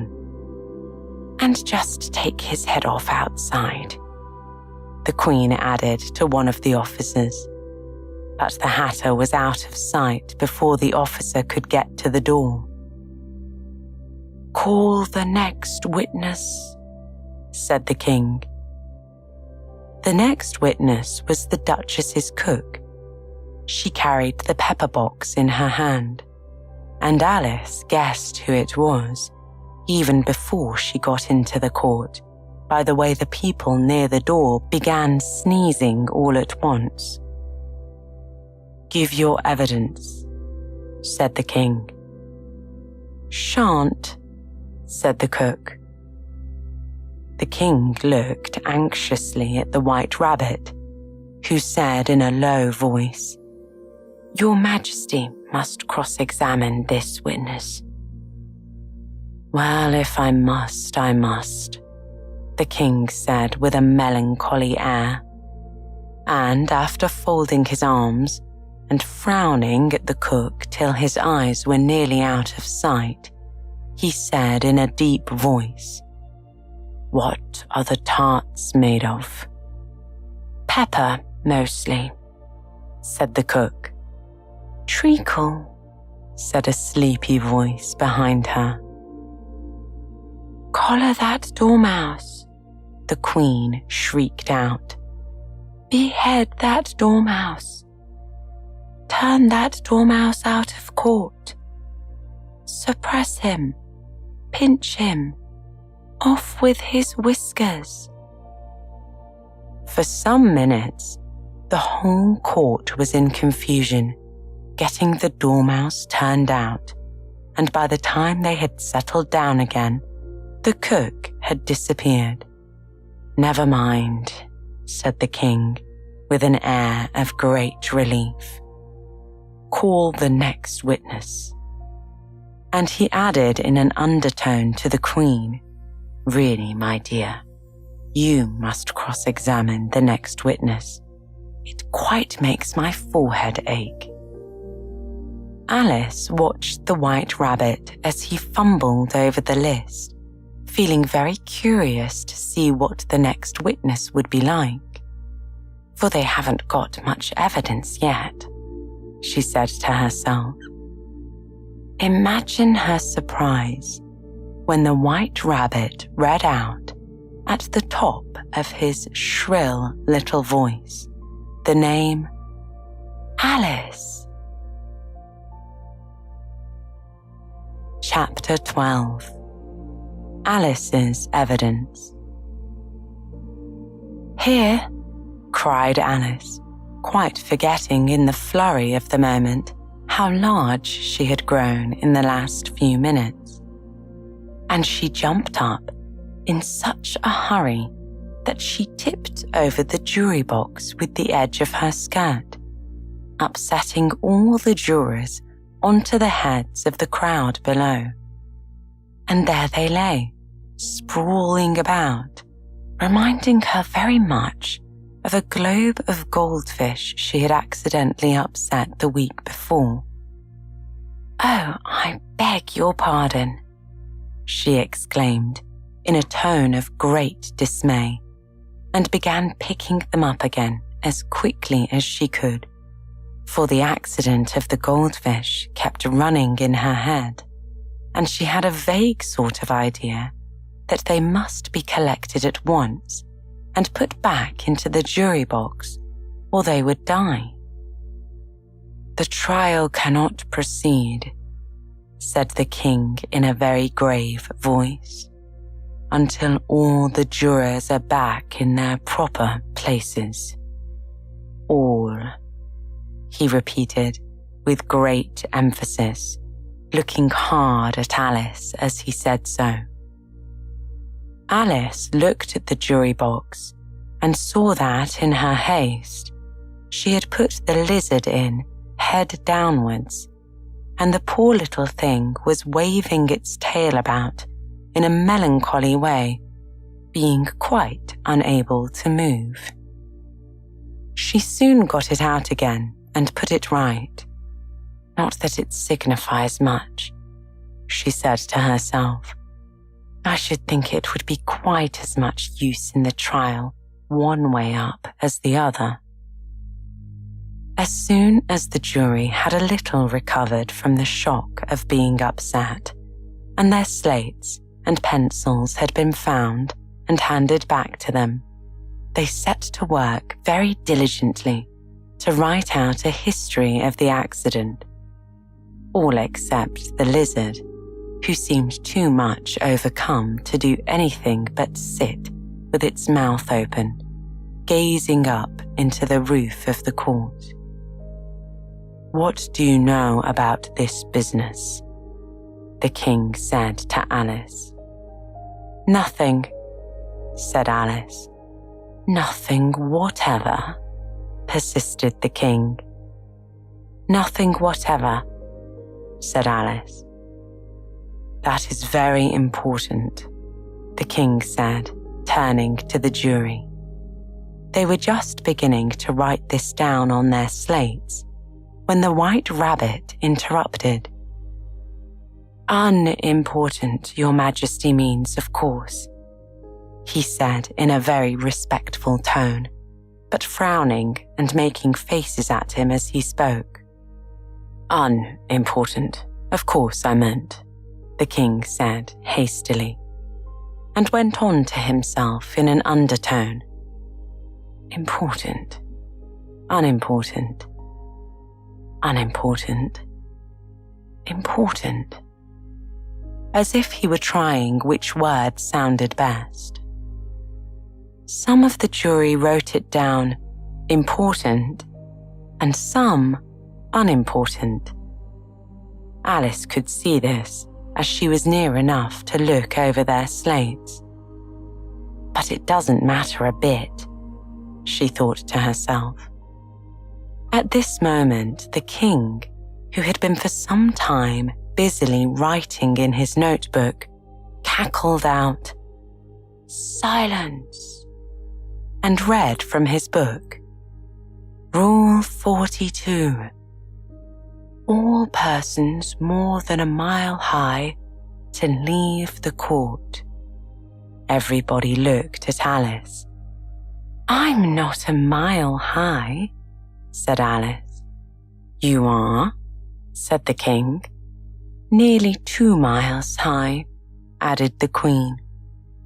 Well, I shan't go, at any rate, said Alice. Besides, that's not a regular rule. You invented it just now. It's the oldest rule in the book, said the king. Then it ought to be number 1, said Alice. The king turned pale and shut his notebook hastily. Consider your verdict, he said to the jury in a low, trembling voice.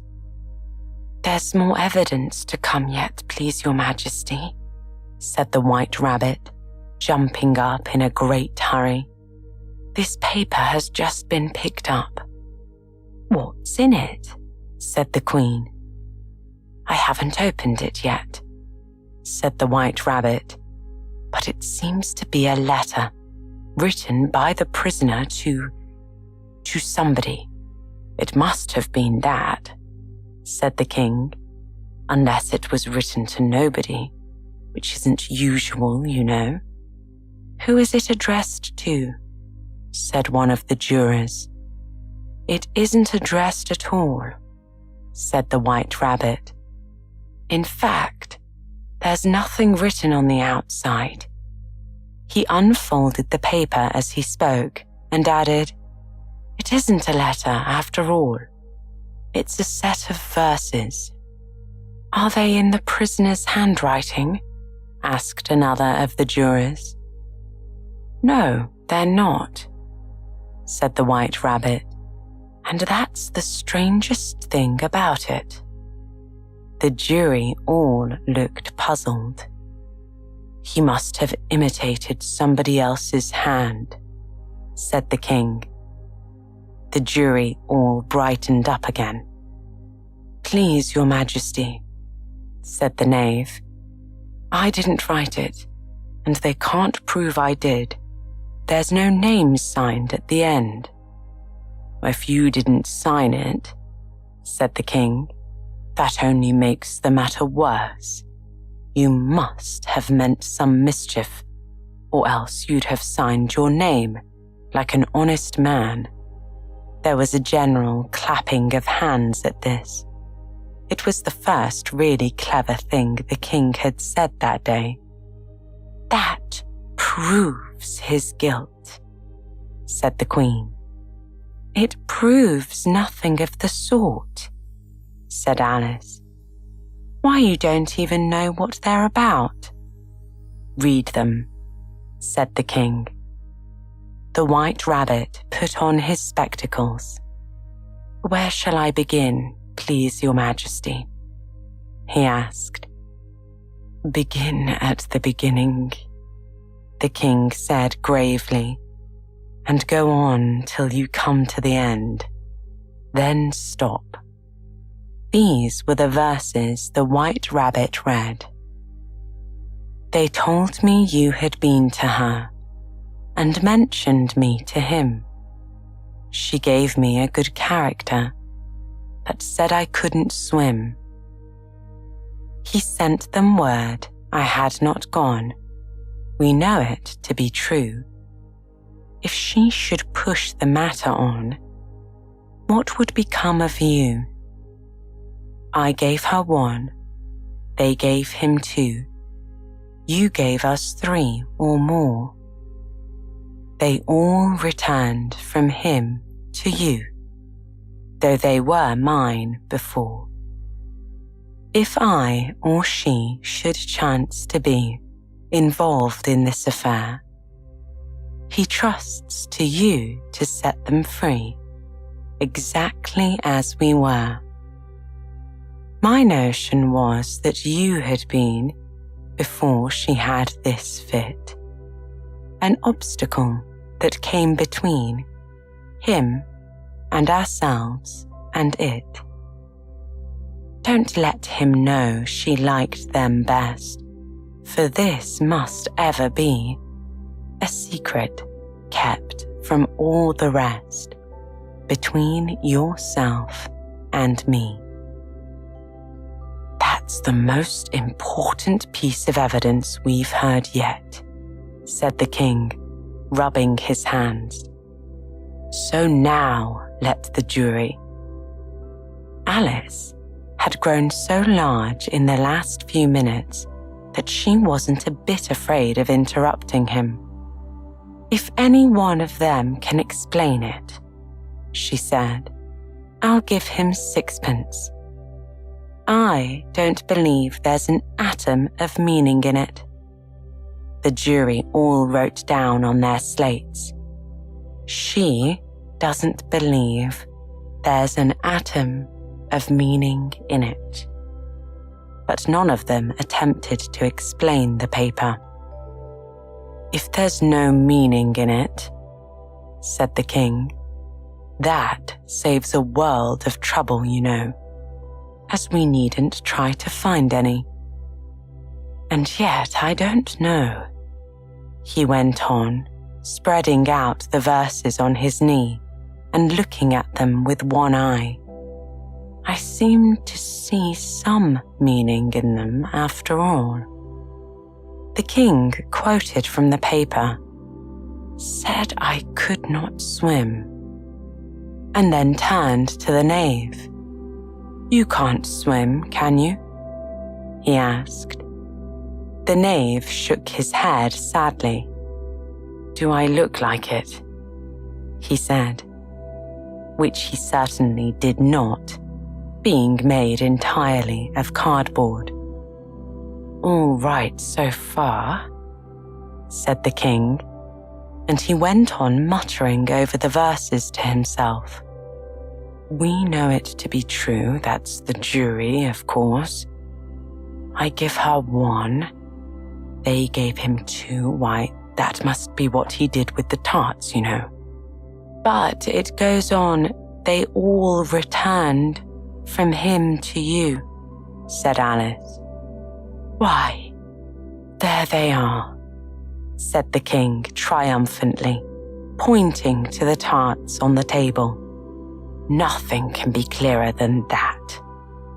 Then again, before she had this fit, you've never had fits, my dear, I think, he said to the Queen.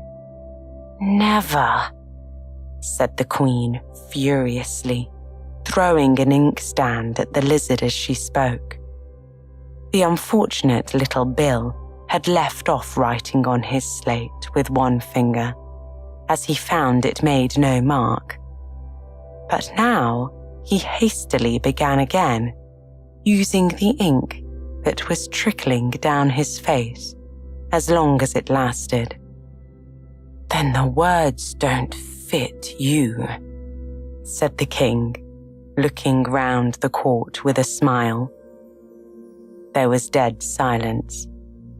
It's a pun, the king added in an offended tone, and everybody laughed. Let the jury consider their verdict, the king said, for about the 20th time that day. No, no, said the queen. Sentence first, verdict afterwards. Stuff and nonsense, said Alice loudly. The idea of having the sentence first. Hold your tongue, said the queen, turning purple. I won't, said Alice. Off with her head, the queen shouted at the top of her voice. Nobody moved.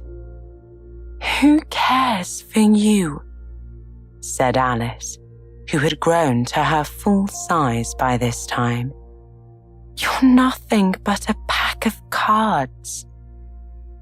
At this, the whole pack rose up into the air and came flying down upon her. She gave a little scream, half of fright and half of anger, and tried to beat them off, and found herself lying on the bank with her head in the lap of her sister, who was gently brushing away some dead leaves that had fluttered down from the trees upon her face. Wake up, Alice dear, said her sister. Why, what a long sleep you've had. Oh, I've had such a curious dream, said Alice, and she told her sister, as well as she could remember them, all these strange adventures of hers that you have just been hearing about. And when she had finished, her sister kissed her and said, It was a curious dream, dear, certainly. But now run into your tea. It's getting late. So Alice got up and ran off, thinking while she ran, as well she might, what a wonderful dream it had been. But her sister sat still, just as she left her, leaning her head on her hand, watching the setting sun, and thinking of little Alice, and all of her wonderful adventures, till she too began dreaming after a fashion, and this was her dream. First, she dreamt of little Alice herself, and once again the tiny hands were clasped upon her knee, and the bright, eager eyes were looking up into hers.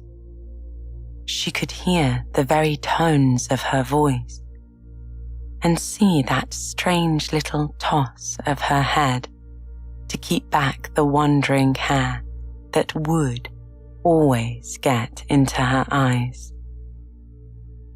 And as she listened, or seemed to listen, the whole place around her became alive with the strange creatures of her little sister's dream. The long grass rustled at her feet as the white rabbit hurried by.